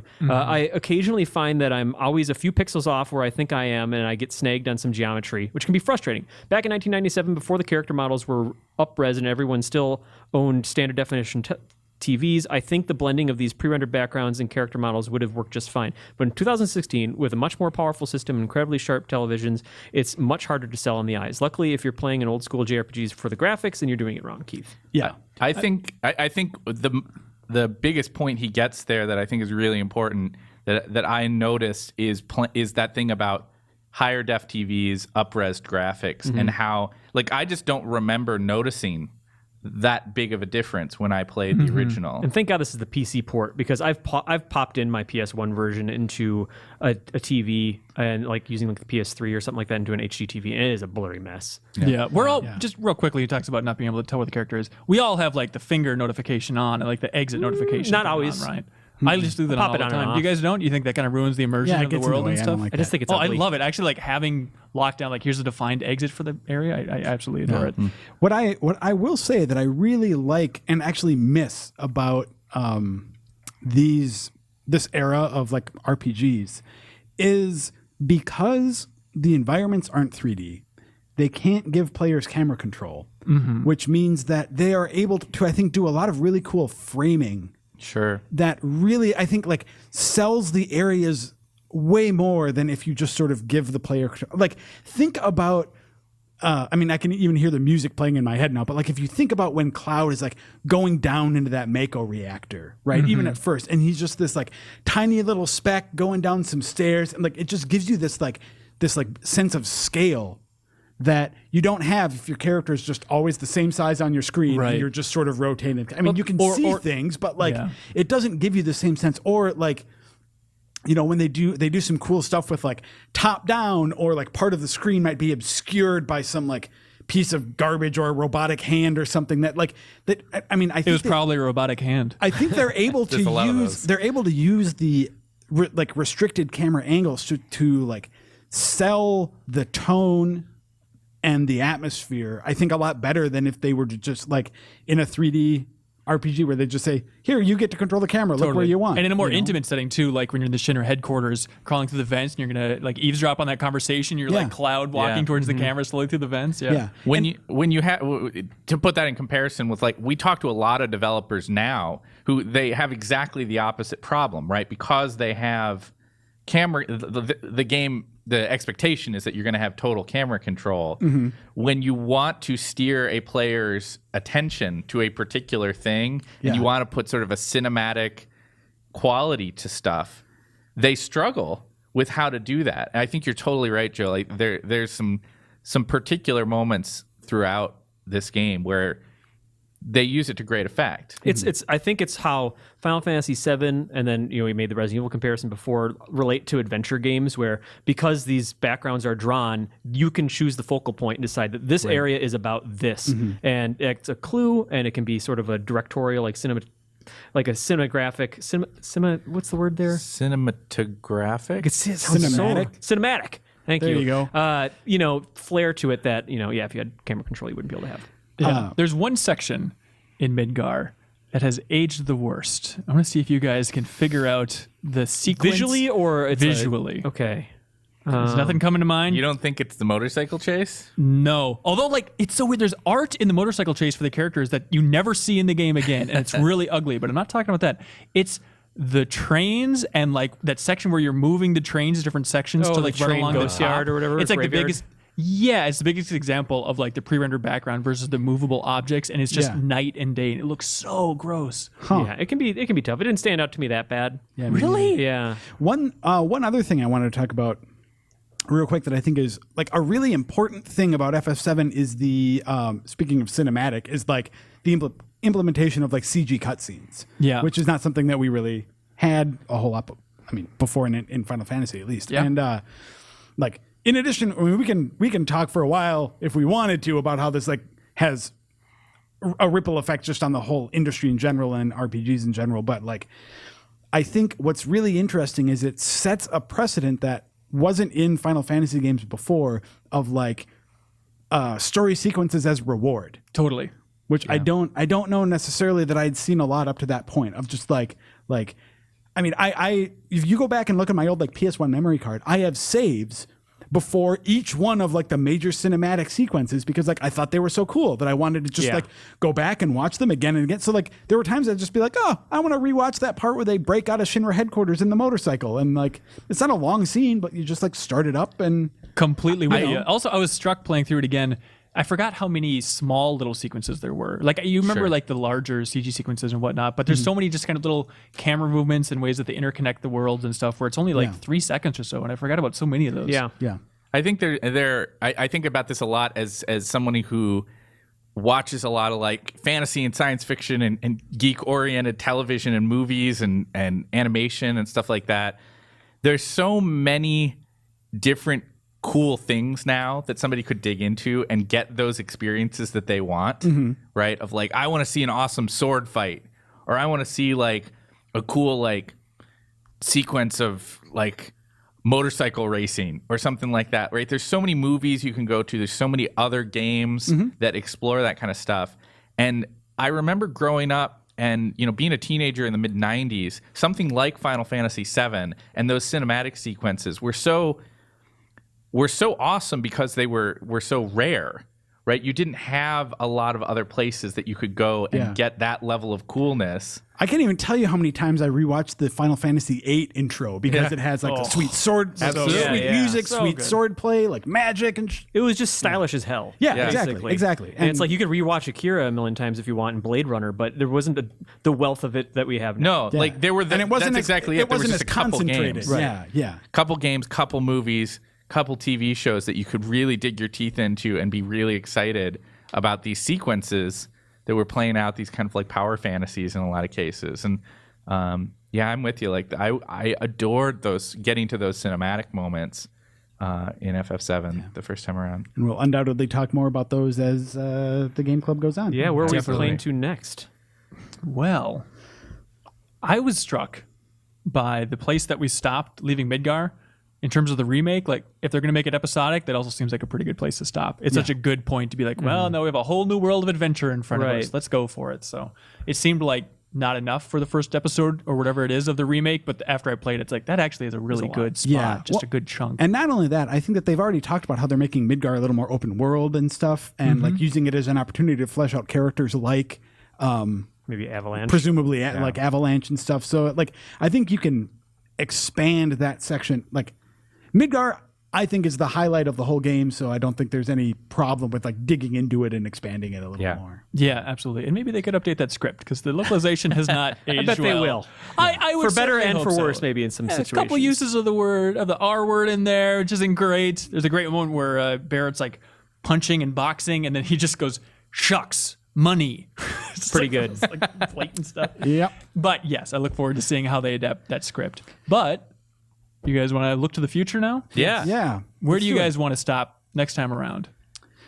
So I think if we want to try and keep this going at a brisk pace, I don't think that we can keep doing like 6-hour chunks of this. We'd be playing it for too long. I think, and in terms of, I think Midgar is great for density of content, and I don't know that the rest of. What do you mean?